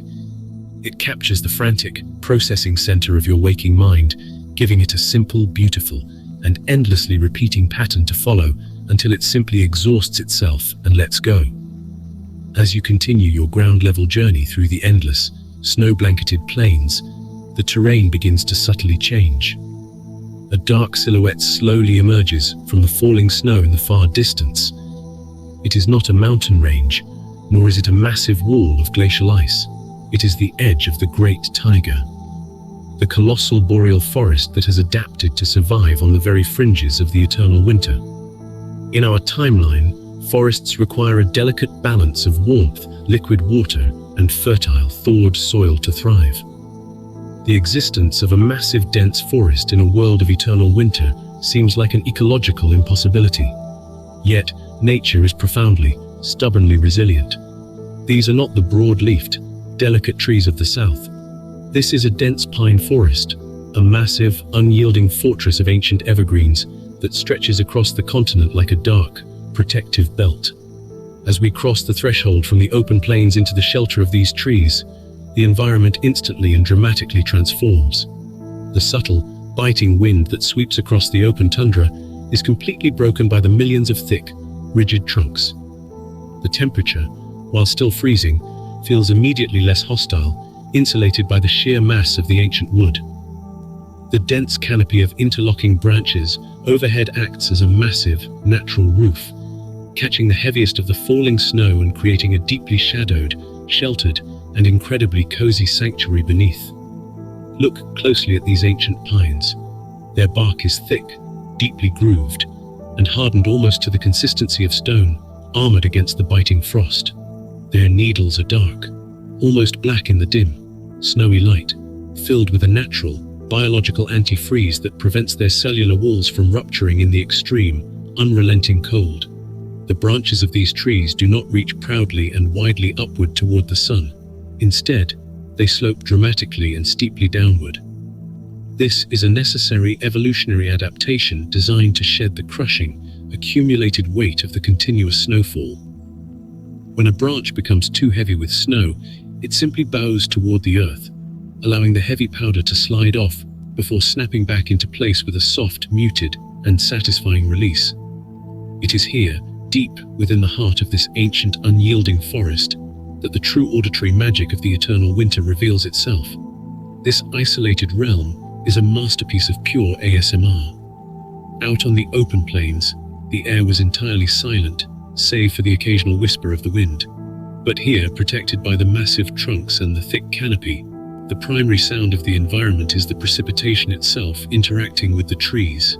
Listen closely to the continuous, soft static of heavy snow falling on a dense pine forest. Because the snowflakes are so incredibly dry and crystalline, they do not splash, splat, or thud when they land. Instead, they hiss. Millions upon millions of tiny, sharp ice crystals brush against the hardened, waxy pine needles. They sift through the downward sloping branches, catching and releasing, before finally settling onto the deep, powdery snowpack of the forest floor. It creates a continuous soft static of heavy snow falling, a sound that is almost impossible to replicate perfectly in the modern world. It is a soft, enveloping, and endlessly texturized white noise, a delicate high-frequency rustle that completely and perfectly fills the acoustic space around you. This continuous static acts as a massive, natural sound-dampening field. The heavy snowpack on the ground is highly porous, trapping air between the ice crystals. If you were to speak in this forest, the sound of your voice would not echo. It would be instantly absorbed by the millions of pine needles and the thick layers of snow, creating an acoustic dead zone. It is a place of such profound, heavy, and insulated quiet that you can begin to hear the intricate, internal rhythms of your own body. You can hear the slow, steady pumping of blood through your veins, the deep rhythmic expansion and contraction of your lungs, and the delicate, satisfying crunch of the snow compressing beneath your weight as you walk. Let the sound of this falling snow completely wash over you. This pure ASMR experience is the ultimate auditory anchor for a restless mind. It is steady. It is entirely predictable. It is deeply, fundamentally safe. The modern world you left behind is filled with jarring, unpredictable noises. Sirens in the distance, the sudden clatter of machinery, the endless alerts of digital devices. But here, in the heart of the unmelting world, there are absolutely no surprises. There is only the eternal, rhythmic hiss of the winter, a sound that has remained entirely unchanged for 100 millennia. As we venture even deeper into the woods, the darkness intensifies, wrapping around you like a heavy, weighted blanket. The canopy grows so thick that the pitch-black night sky is completely obscured, leaving only the soft, ambient glow of the white snow to guide our path. The forest floor is heavily buried, completely devoid of underbrush, rocks, or uneven terrain. The only things that break the perfect, smooth surface of the snow are the massive, dark trunks of the pines, rising into the shadows like the grand, stone pillars of a forgotten, roofless cathedral. The air in this forest is incredibly heavy with the scent of frozen resin and old, dry wood. It is a clean, sharp, and profoundly purifying aroma. With every slow, deep breath you take, this crisp, cold air fills your lungs, naturally slowing your heart rate and coaxing your nervous system into a state of deep, metabolic rest. There is a deep, evolutionary reason the cold makes us sleepy. It is an ancient, biological imperative hardwired into our DNA to conserve energy, to hunker down, to find shelter, and to wait out the dark. Here, in the heart of the endless tundra, that dark will never lift, and the command to rest is absolute, undeniable, and beautifully comforting. Imagine yourself finding a deeply sheltered hollow at the very base of one of the largest, oldest pines in the center of the forest. The snow here is perfectly dry and incredibly soft, yielding to your weight like a mattress of down feathers. The massive, immovable trunk of the tree shields your back from any faint, wandering drafts. Above you, the thick, sloping branches form a protective, natural tent, catching the snow before it can reach you. You are completely hidden. You are entirely safe. From this sheltered, perfect vantage point, you can look out into the endless, dark corridors of the pine forest. You watch the hypnotic visual of heavy, slow-motion snowflakes falling, drifting down through the dark branches in a never-ending, silent cascade. The visual repetition is deeply mesmerizing, capturing the attention of your waking mind and slowly, gently rocking it into a state of absolute submission. But what of the mystery we spoke of at the beginning of our journey? How does this massive, ancient forest survive when the ground is frozen solid and the sun provides no true, melting warmth? The answer lies directly beneath you, hidden in the dark, frozen earth. While the surface of the world is locked in a state of suspended animation, the deep underground is alive with a slow, sprawling, and miraculous network.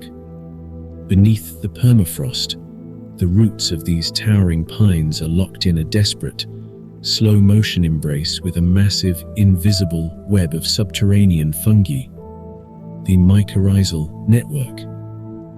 In this alternate timeline, this fungal web has evolved to become the ultimate life support system of the eternal winter. These microscopic threads of mycelium span the entire continent, connecting every single tree in the forest to one another. They act as a massive underground nervous system, sharing ancient stores of carbon, water, and vital nutrients. But more astonishingly, the slow, relentless biological decay of deep organic matter processed by this fungal network generates an incredibly faint, but vital, source of geothermal heat. The forest survives because it is not a collection of individual trees freezing in the dark. It is a single, massive, interconnected organism generating its own microscopic warmth deep underground, sharing its lifeblood through the ice, and refusing to surrender to the frost. The trees protect the earth from the wind, and the earth warms the roots of the trees. It is a perfect, closed loop of survival, a silent, unseen miracle happening right beneath your resting body. There is a profound comfort in knowing that even in the darkest, coldest, and most isolated corners of the earth, life finds a way to connect, to support itself, and to endure. You are resting on top of a massive living, breathing network of quiet survival. There is no need to travel any further tonight. We have completed our ground-level journey through the endless snow-blanketed plains, and we have found the perfect isolated sanctuary within the frozen woods. The great, unmelting glaciers sit silently thousands of miles to the north. The lowered, crashing oceans churn far away to the west. Here, there is only the quiet. Here, there is only the frost. Allow the heavy, comforting weight of the eternal winter to settle over you completely. Sink deeply into the dry, soft snow of your own imagination, surrounded by the towering, protective pines. Let the pure ASMR of the environment wash away your final waking thoughts. Listen to the continuous, soft static of heavy snow falling on a dense pine forest, and let this ancient, natural lullaby guide you down into a profound, unbroken, and beautiful slumber. We have spent our journey wandering through the sprawling, unforgiving domains of the frost giants. We have walked alongside the massive, slow-moving mammoths and watched the silent, solitary predators stalk the moonlit steppes. But to truly understand the world of the eternal winter, we must turn our gaze inward. We must step out of the howling, blinding expanse of the open tundra and cross the threshold into a place of profound, almost impossible sanctuary. Here, we focus on early humanity, in a world that is fundamentally hostile to warm-blooded, furless creatures. How did our ancestors not merely survive, but actually carve out a domain of comfort, culture, and deep, abiding peace? To answer this, we must first face the full, unbridled fury of the Pleistocene sky. Imagine standing on the edge of a massive glacial moraine as a true, apocalyptic winter storm rolls across the continent. The temperature has plummeted far below zero. The air is so thick with driven snow that the horizon completely vanishes, swallowing the earth and the sky in a blinding, chaotic whiteout. The wind is a physical, battering force, screaming across the ice with enough power to knock a grown animal completely off its feet. Out there in the open, life is a desperate struggle against the elements. But you are not staying out there. You are moving toward a faint, flickering anomaly in the vast wall of white. Nestled at the base of a towering, sheer cliff of ancient blue ice, there is a narrow, winding fissure. As you slip through this natural doorway, the roaring, violent assault of the blizzard is instantly, almost miraculously, severed. The crushing wind is blocked by millions of tons of solid ice. The blinding snow is left behind. We emphasize warmth, safety, and cozy isolation to trigger the viewer's deepest relaxation responses. As you move deeper into the winding corridor of the glacier, the temperature begins to subtly stabilize.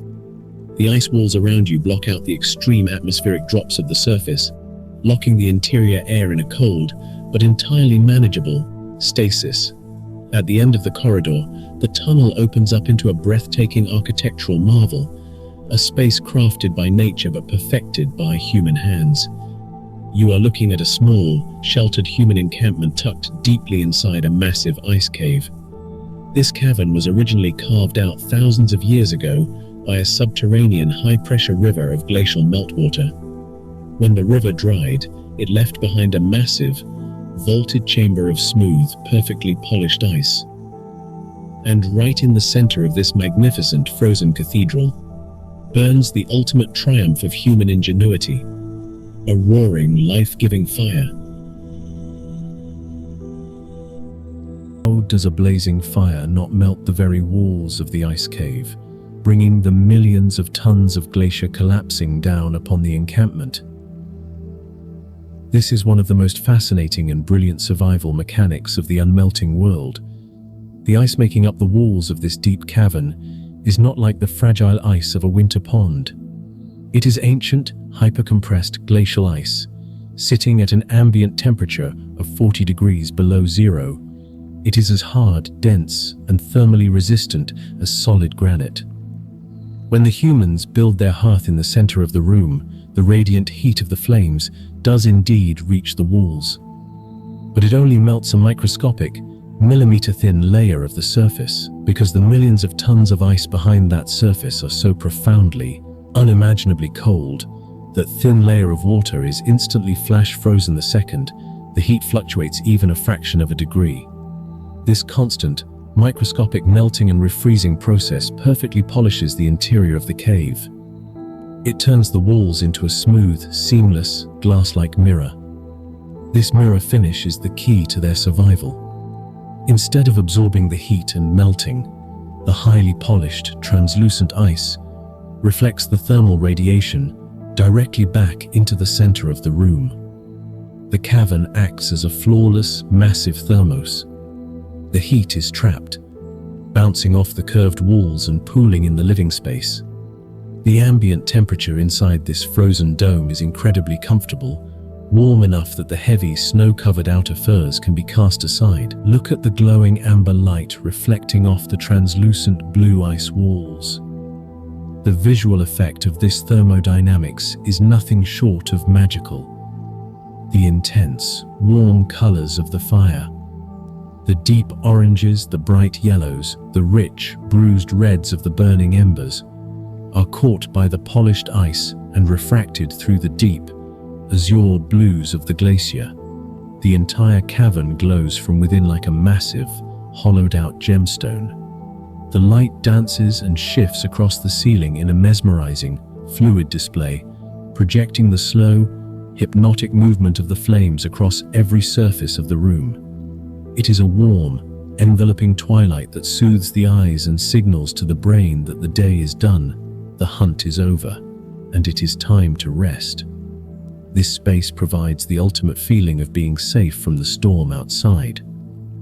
The contrast is what makes this environment so deeply, fundamentally relaxing. In human psychology, coziness is not just about being warm. It is about the acute awareness of the harsh elements that you are protected from. The fiercer the storm outside, the more profound the sanctuary inside becomes. This contrast is beautifully illustrated in the acoustic environment of the cave.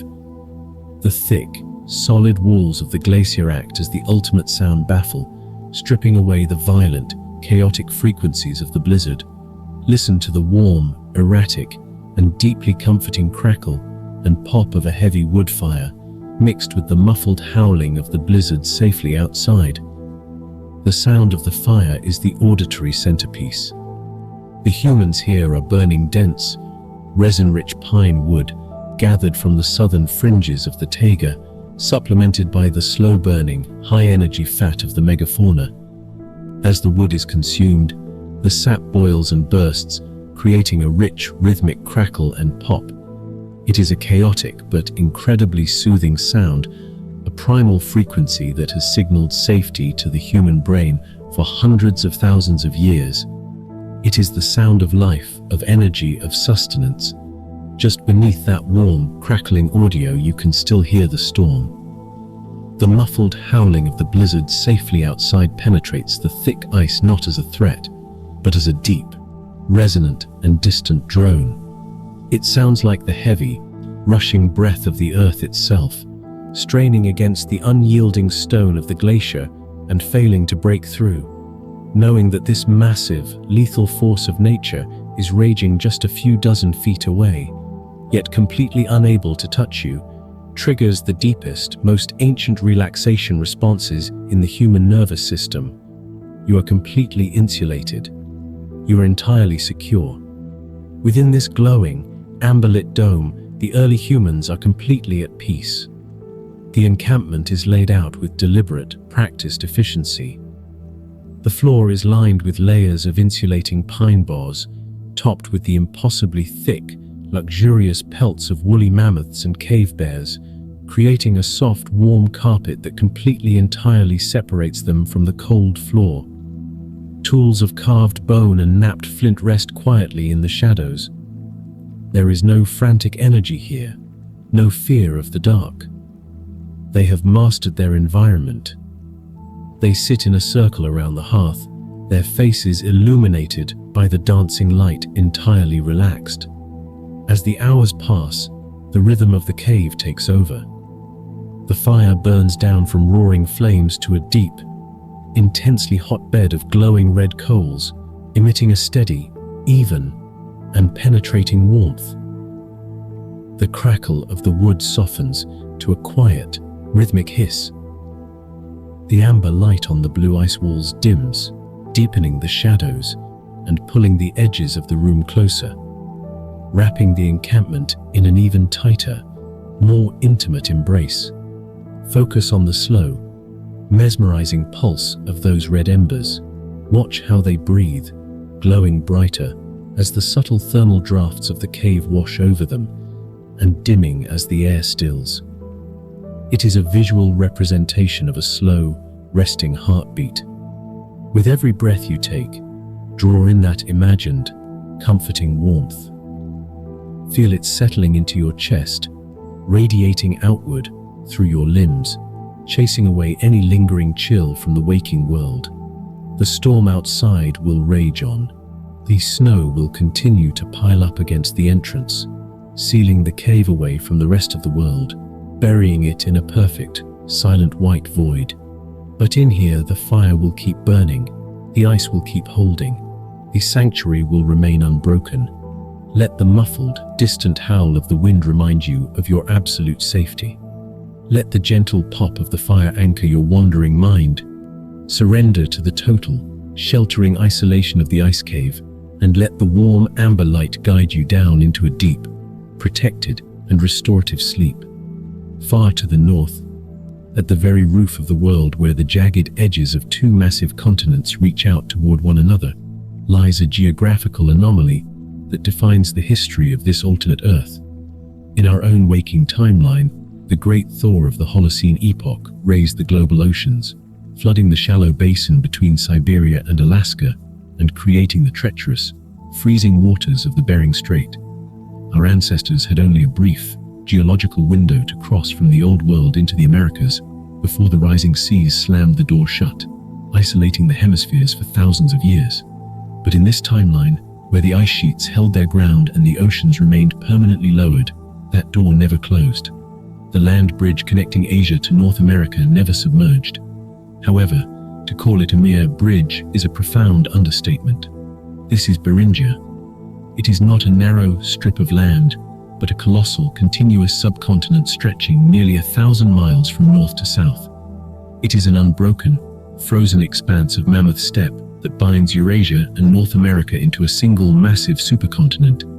Because the moisture of the world is locked away in the towering glaciers to the east, the skies over Beringia are perpetually clear, incredibly dry, and agonizingly cold.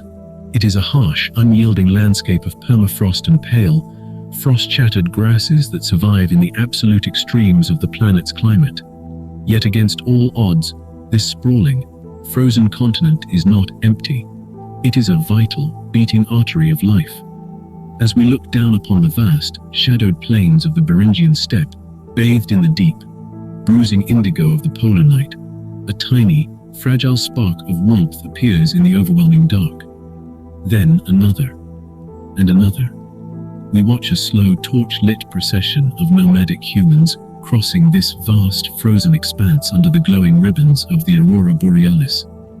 They are moving eastward, a long, winding river of amber light, carving a path through the infinite blue and black of the winter night. These are the ultimate survivors. In a world that forgot the sun, these early humans did not succumb to the frost. Instead, they adapted with a staggering, beautiful resilience. They mastered the harsh elements, learning to navigate the endless winter not by fighting the cold, but by understanding its deep, unforgiving rhythms. Observe the slow, deliberate nature of their movement. There is no panic in this procession.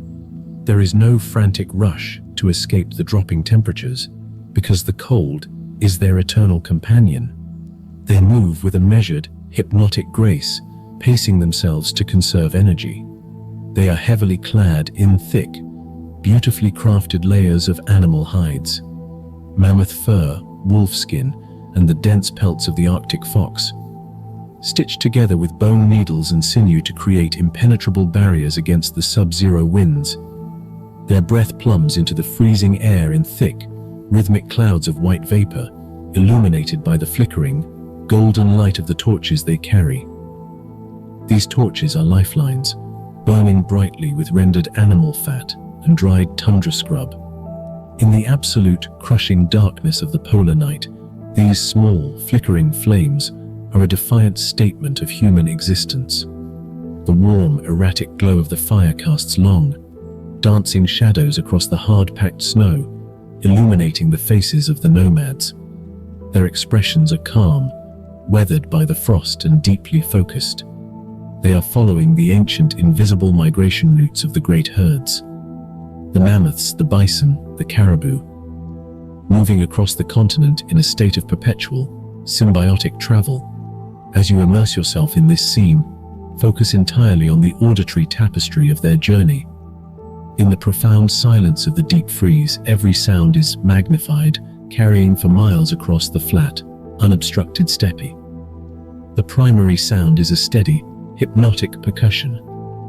Listen to the gentle, rhythmic crunch of footsteps on hard-packed snow. Because the temperature is so incredibly low, the snow here does not compress into wet slush.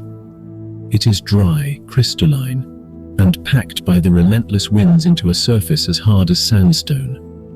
When the heavy, fur-wrapped boots of the nomads strike this surface, it creates a distinct, deeply satisfying sound. It is a dry, resonant crunch, followed by the faint, squeaking compression of ice crystals. Multiply this sound by dozens, perhaps hundreds of individuals walking in unison, and it becomes a massive, synchronized heartbeat. Crunch, crunch, crunch.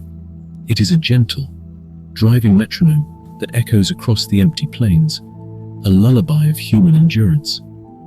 It is the sound of a people moving together, a community bound by the fire and the frost, walking confidently into the vast unknown. This gentle, rhythmic crunch of footsteps on hard-packed snow is the perfect anchor for a wandering mind. It is steady, predictable, and deeply grounding. With every step the nomads take, imagine your own thoughts slowing down to match their deliberate, unhurried pace. There is nowhere to rush, there is only the journey. The path ahead is long, but it is clear, and it is safe. But the earth is not the only source of wonder on this journey. As the nomads walk, casting their warm amber light against the snow, the heavens above them begin to put on the most spectacular display in the natural world. The clear, moistureless atmosphere of Beringia provides a flawless, glass-like window into the cosmos. And here, near the magnetic roof of the world, the sky is rarely silent. The procession continues under the glowing ribbons of the aurora borealis. In this alternate timeline, where the ice sheets have pushed the magnetic poles and atmospheric dynamics into new configurations, the northern lights are not a rare, fleeting occurrence. They are a massive, constant, and awe-inspiring presence. As the solar winds, streams of charged particles ejected by our distant sun, slam into the Earth's magnetic field, they are funneled down into the upper atmosphere. When these charged particles collide with the gases of our world, they ignite, transforming the sky into a colossal, living canvas of pure energy. Massive, sweeping curtains of neon green and vibrant, electric emerald begin to unfold across the stars. They ripple and wave, as if caught in a cosmic breeze, stretching from one horizon to the other. The edges of these immense ribbons are tinged with deep, bruising violets and sudden, brilliant flashes of crimson red, depending on the specific altitude and the gases being ignited miles above the Earth. The light of the aurora is not harsh or blinding. It is soft, ethereal, and profoundly soothing.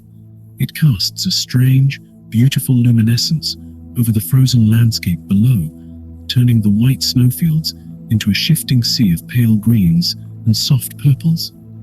The nomads below do not cower from the sky. They are intimately familiar with the dancing lights.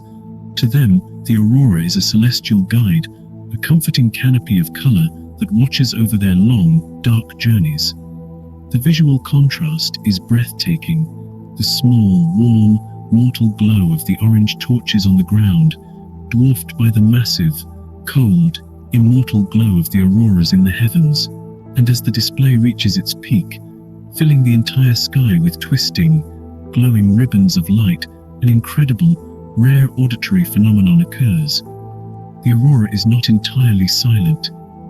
When the electromagnetic activity is incredibly intense, and the air on the ground is perfectly cold and still, the energy of the sky creates a physical manifestation of sound near the surface of the Earth. You can hear the subtle, static-like whisper of the northern lights in the upper atmosphere. It is not a booming or a roaring. It is an incredibly delicate, high-frequency crackle. It sounds like the gentle tearing of thin silk, or the faint, distant hiss of radio static. Some describe it as the sound of 1,000 tiny, dry leaves rustling in a perfectly still room. This electromagnetic whisper washes down over the frozen steppe, mingling seamlessly with the rhythmic crunch of the nomad's footsteps. It is an auditory experience of pure, untouched nature. The gentle, rhythmic crunch of footsteps on hard-packed snow and the subtle, static-like whisper of the northern lights in the upper atmosphere create a symphony of isolation and peace. The static of the sky acts as a massive, natural blanket of white noise, dampening the sharp edges of the world, while the steady footsteps provide a deeply comforting rhythm to hold onto. As we float alongside this procession, watching them cross the permanent bridge between two massive worlds, we witness the unbroken continuity of human life. They do not know that in another timeline, an ocean would swallow this land. They only know the ice, the fire, and the stars. They are completely at peace with their environment, moving in perfect harmony with the slow, eternal mechanics of the unmelting world. Let their quiet resilience wash over you. Let the rhythmic, crunching footsteps carry you forward, and let the glowing, whispering ribbons of the aurora guide you safely into the deep, beautiful dark. Imagine a world almost entirely consumed by a permanent, unyielding ice age where massive glaciers crush the continents and the oceans have retreated hundreds of feet below their modern shorelines. As we travel across these endless, frozen steppes, a profound and fascinating question arises. What lies at the very center of this frozen globe? If the northern and southern hemispheres are entombed in ice, what happens to the equator?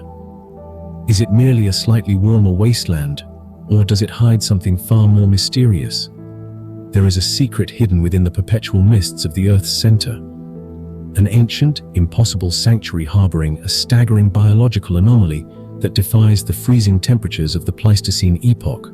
We will be revealing the astonishing answer to exactly what rules this hidden equatorial haven at the very end of our video. So pull your blankets close, let the hypnotic rhythm of the atmosphere wash over you, and make sure to watch until the very end to uncover this incredible cosmic mystery. Welcome to Sleep Time Narratives. Here, we invite you to leave the frantic, exhausting pace of the modern waking world far behind.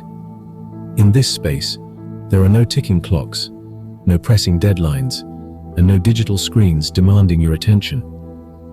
Together, we step through a doorway into the quiet, forgotten, and alternate corners of time, exploring the majestic and soothing mysteries of the natural world.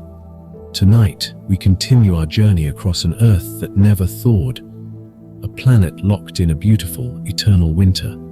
Settle into the warmth of your surroundings, let the tension drain completely from your muscles, and prepare to explore a striking atmospheric sanctuary hidden in the heart of a frozen world.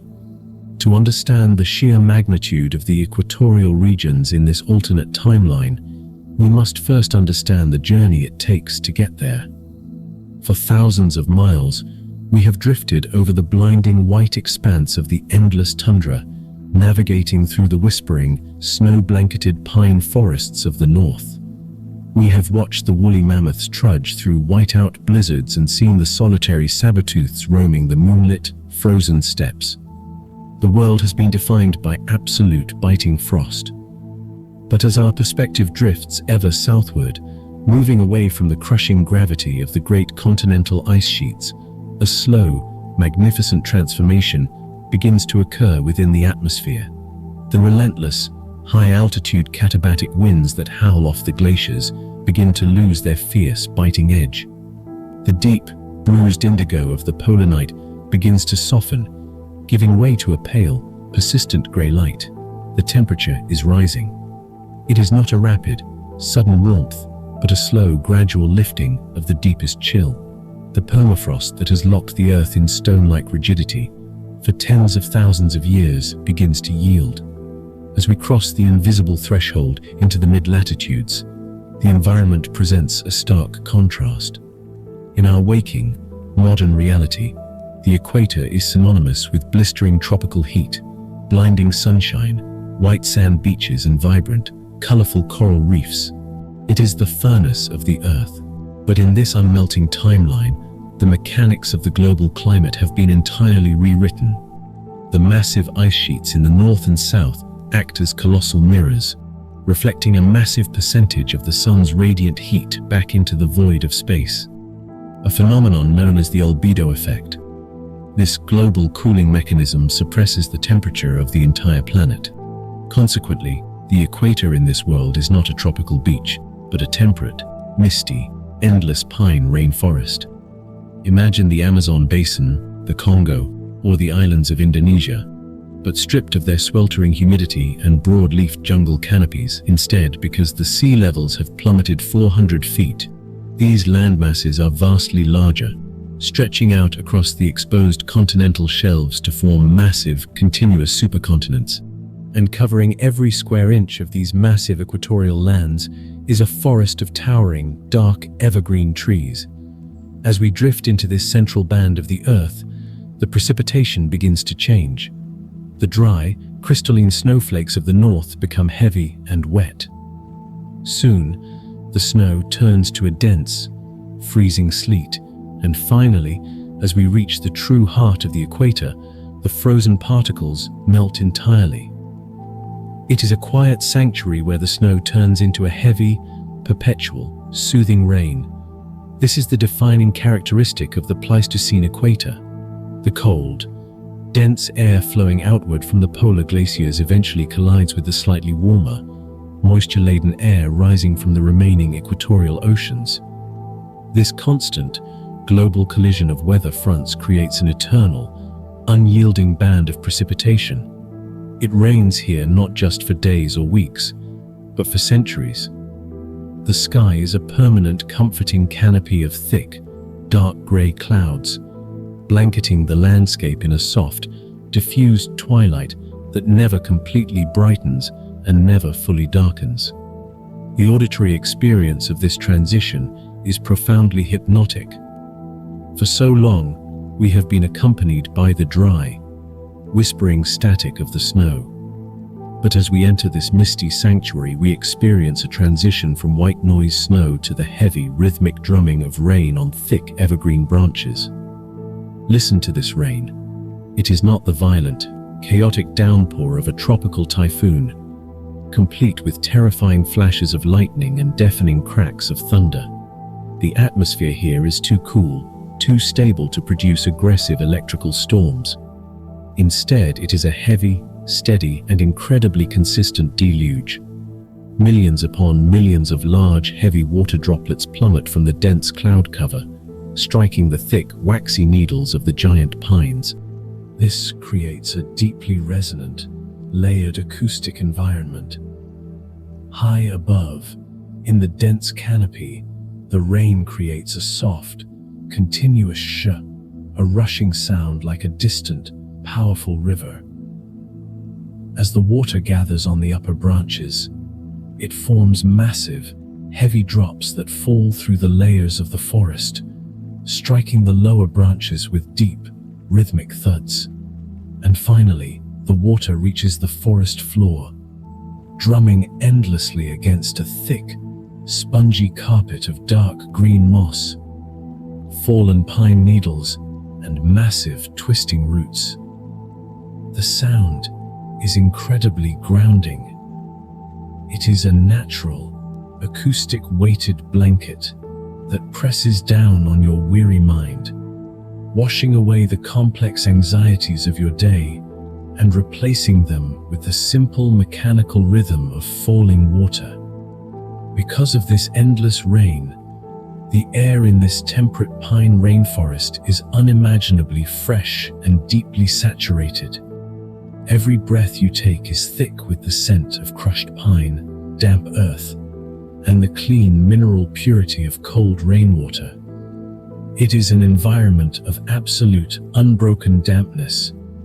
The trunks of the towering evergreens, some reaching hundreds of feet into the gray sky, are heavily cloaked in thick, dripping layers of vibrant green moss and pale, stringy lichens. The undergrowth is a dense, tangled maze of ancient ferns that thrive in the cool, shaded, and perpetually wet conditions. This dark, misty forest serves as the ultimate refuge for the planet's surviving flora and fauna. While the woolly mammoths and cave bears dominate the freezing steppes of the north, the equatorial pine forests harbor their own unique, spectacular ecosystem. Creatures that could not adapt to the biting frost of the tundra, but were driven out of their original habitats by the advancing ice, have migrated here to the center of the world. Imagine massive, slow-moving ground sloths, creatures the size of modern-day elephants, navigating the thick, muddy floor of the pine forest. Their thick, shaggy coats, designed to repel the constant rain, hang heavy with water as they reach up with massive, curved claws to strip the needles from the lower branches of the evergreens. High above, in the misty canopy, giant birds of prey sit silently on the massive, dripping boughs, their feathers perfectly adapted to the wet, their sharp eyes scanning the shadowy forest floor below. The rivers in this equatorial sanctuary are a sight to behold. Fed by the relentless, eternal rainfall, they are massive, swelling arteries of dark, cold water that carve their way through the dense pine forests. The lowered sea levels mean these rivers must travel hundreds of miles further across the newly exposed continental shelves to reach the ocean, creating sprawling, complex deltas of flooded timber and misty marshlands. The sound of these massive rivers rushing through the dark forest, combined with the eternal drumming of the rain, creates an oceanic symphony of water in motion. There is an incredible, abiding peace to be found in the heart of this endless rain. In our waking lives, rain often represents a disruption, a reason to cancel plans, a gloomy inconvenience that slows down our frantic pace. But here, in the quiet sanctuary of the unmelting world, the rain is not a disruption. It is the fundamental baseline of existence. It is the steady, unchanging heartbeat of the equator.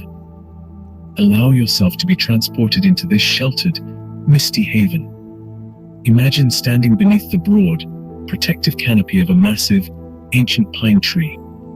The thick layers of branches above you act as a natural umbrella, keeping you perfectly dry while the world around you is consumed by the deluge. You are standing on a bed of soft, damp moss. The air is cool, refreshing, and incredibly still, completely shielded from the howling winds of the distant glaciers. Look out into the forest. The heavy grey mist weaves its way through the dark, imposing trunks of the trees like a slow-moving, living entity. The mist blurs the edges of the world, creating a beautiful, soft focus landscape where shadows and shapes blend seamlessly together. There are no sharp lines here. There is no glaring light. Everything is muted, soft, and profoundly restful. Let the rhythmic drumming of the rain command your attention. Focus on the low, resonant thud of the heavy drops hitting the forest floor. Feel the frequency of the sound vibrating gently in the damp air. This is nature's original lullaby, a sound that human beings have found deeply, biologically comforting since the very dawn of our species. The sound of steady rain triggers an ancient, subconscious understanding that you are safe, that you are sheltered, and that you do not need to be anywhere else. As the hours stretch into days, and the days stretch into centuries, the rain never stops. It is a perpetual, soothing force that washes the world clean. It washes away the dust of the steppes. It washes away the chill of the tundra. And if you let it, it will wash away the lingering stress, the racing thoughts, and the heavy burdens of your waking mind. We are drifting now, moving slowly through the misty corridors of this equatorial haven, surrounded entirely by the towering pines and the endless beautiful grey rain. You are safe in the center of the world. The ice cannot reach you here. The demands of tomorrow cannot find you here. There is only the rhythm of the water, the scent of the damp earth, and the deep, profound stillness of the eternal winter. Rest your mind in the shadows of the ancient trees. Surrender to the heavy, comforting weight of the rain, and let the gentle drumming carry you further and further into the peaceful, unbroken dark as we move closer to uncovering the final greatest mysteries of this frozen earth. In a realm where the sun entirely abandons the sky for 6 uninterrupted months, casting the entire polar cap into an abyss of absolute, freezing darkness, how does the frozen ocean not simply crush itself into oblivion under the weight of its own perpetual thermal expansion? What secret, violent, and invisible mechanism allows the sea ice to breathe, shift, and survive in the endless silent night without shattering the world apart? We will uncover this chilling mechanical mystery of the deep ice at the very end of our journey today. So wrap yourself tightly in your warmest blankets. Let the darkness outside your window merge with the immense, heavy darkness of the Arctic void, and stay with me until the final moments to uncover the incredible secret of the breathing sea. Welcome back to Sleep Time Narratives. Here, we leave behind the noise, the artificial lights, and the frantic, exhausting pace of the modern waking world, journeying together into the quiet, forgotten, and beautifully dark corners of alternate time. Tonight, we are leaving the terrestrial continents, the vast steppes, and the nomadic campfires behind entirely. We are venturing into the absolute, unforgiving extreme of our unmelting world, stepping into a sensory void where time itself seems to freeze solid. Settle in, let the tension drain completely from your muscles, unclench your jaw, and prepare to explore a hauntingly beautiful environment that belongs entirely to the shadows. We have traveled incredibly far north, leaving the sprawling tundra and the towering ice-crushed continents behind. We have reached the top of the world, a region that has been plunged into its 6-month-long night.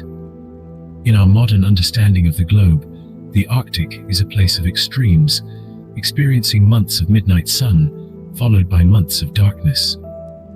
But in this alternate timeline, where the Pleistocene epoch never ended and the global temperatures remain drastically suppressed, the polar night is not just a season, it is a profound, atmospheric heavy blanket that suffocates the very concept of daylight. To understand the mechanics of this long night, we must look to the celestial tilt of the Earth itself. As our planet travels along its massive orbital path around the Sun, its axis is tilted at an angle of roughly 23.5 degrees. During the Northern Hemisphere's winter, this tilt causes the top of the world to lean entirely away from the Sun. The curvature of the Earth physically blocks the solar rays from ever breaching the horizon. For 6 long, agonizingly beautiful months, from the autumnal equinox to the vernal equinox, the sun simply ceases to exist in this part of the world. There is no sunrise, there is no sunset, there is no twilight, there is only an unending, crushing, and absolute dark. Because of this total lack of solar illumination, the visuals here are almost entirely dark.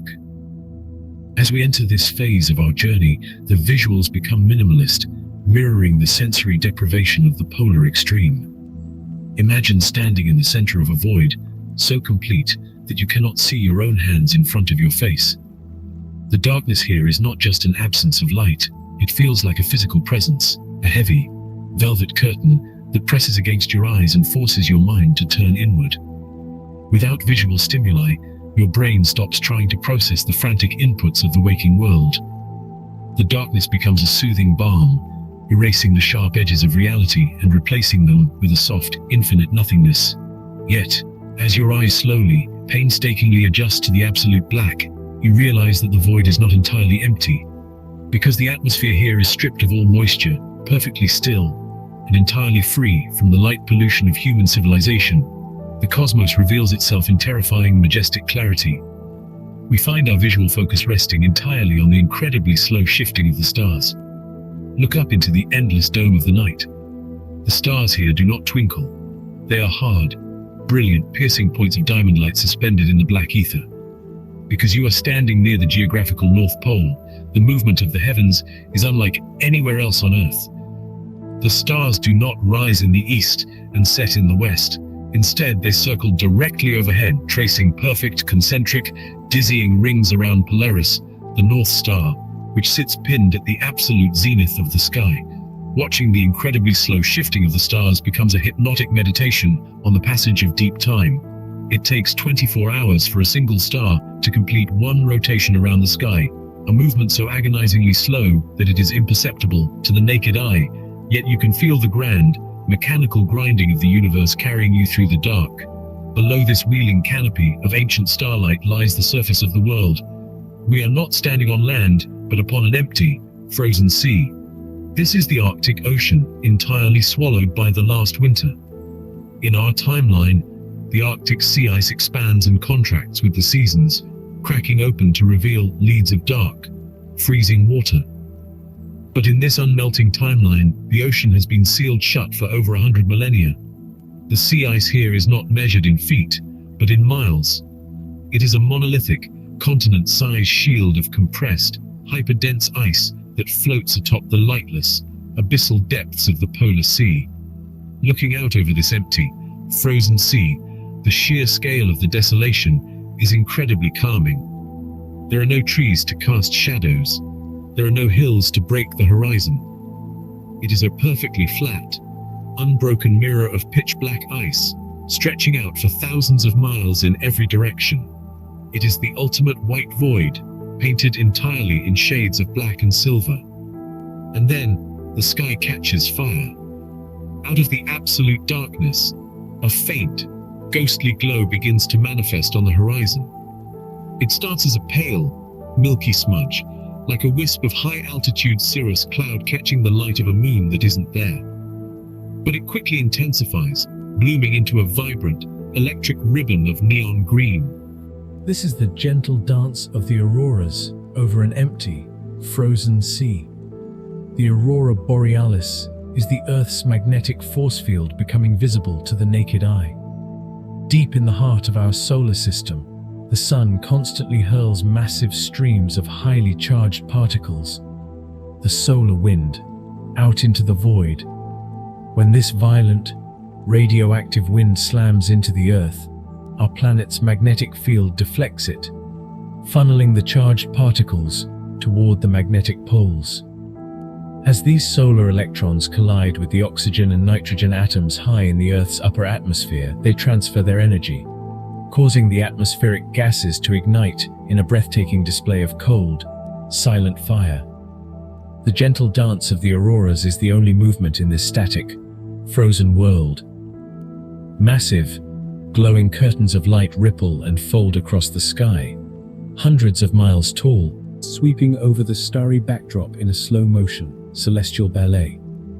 The dominant color is a vivid, spectral green, born from the oxygen atoms colliding in the lower thermosphere. But as the solar winds intensify, the edges of the curtains are fringed with deep, bruising purples and vibrant, blood-red crimsons, caused by the ionization of nitrogen higher up in the atmosphere. This magnificent light show casts a surreal, shifting illumination over the empty, frozen sea.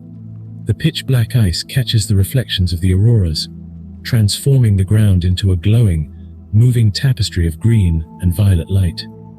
It is a deeply spiritual, mesmerizing sight. There is no sound to accompany this incredible display of cosmic power.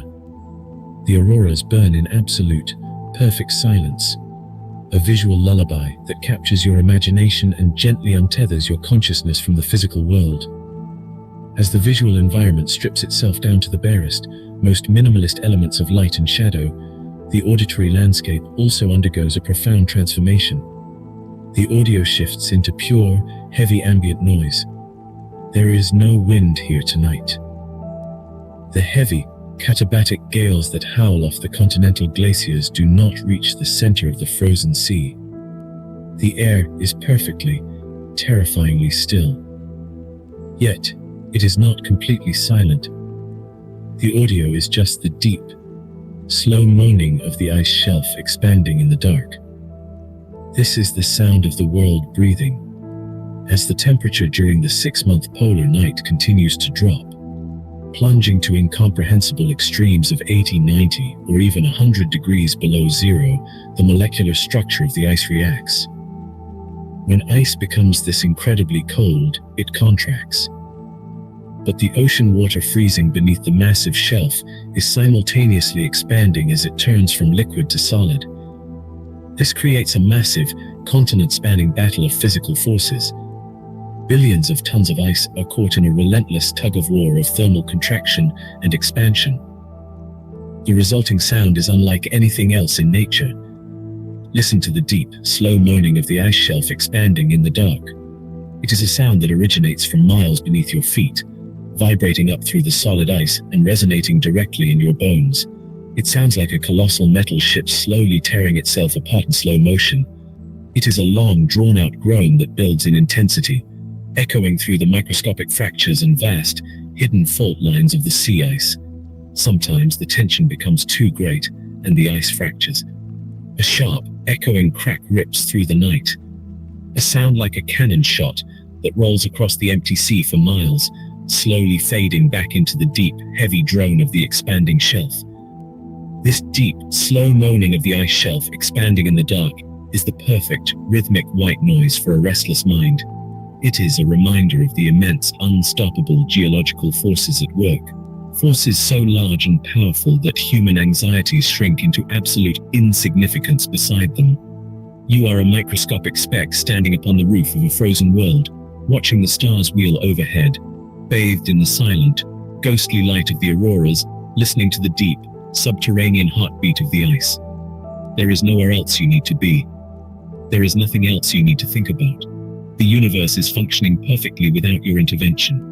But what of the mystery we uncovered at the beginning of our journey? How does this massive, expanding ice shelf not crush itself into oblivion during the 6 months of plunging temperatures and relentless thermal expansion?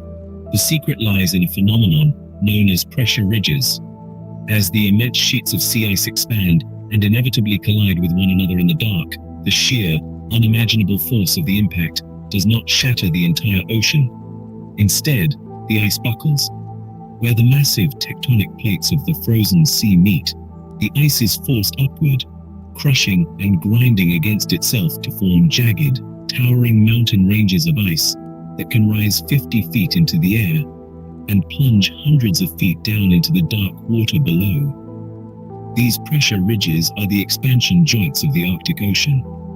They are the violent, beautiful release valves that allow the frozen sea to breathe, shift, and survive the eternal night without tearing the world apart. As you visualize these massive ridges forming in slow motion in the dark, let your own internal pressures release. Let the tension in your mind buckle and fade away, absorbed by the vast, empty expanse of the polar night. As we transition deeper into this absolute slumber, the narrative begins to fade out almost entirely. The words and the explanations are no longer necessary. The visuals become minimalist, just a soft, dark screen, the faintest glow of an aurora, and the slow rotation of a single star. The narrative stops. Let the pure, heavy ambient noise take over. Allow the deep, slow moaning of the ice to carry you away. You are safe in the dark. You are protected by the endless winter. Surrender to the white void and let the long polar night guide you down into the deepest, most peaceful sleep.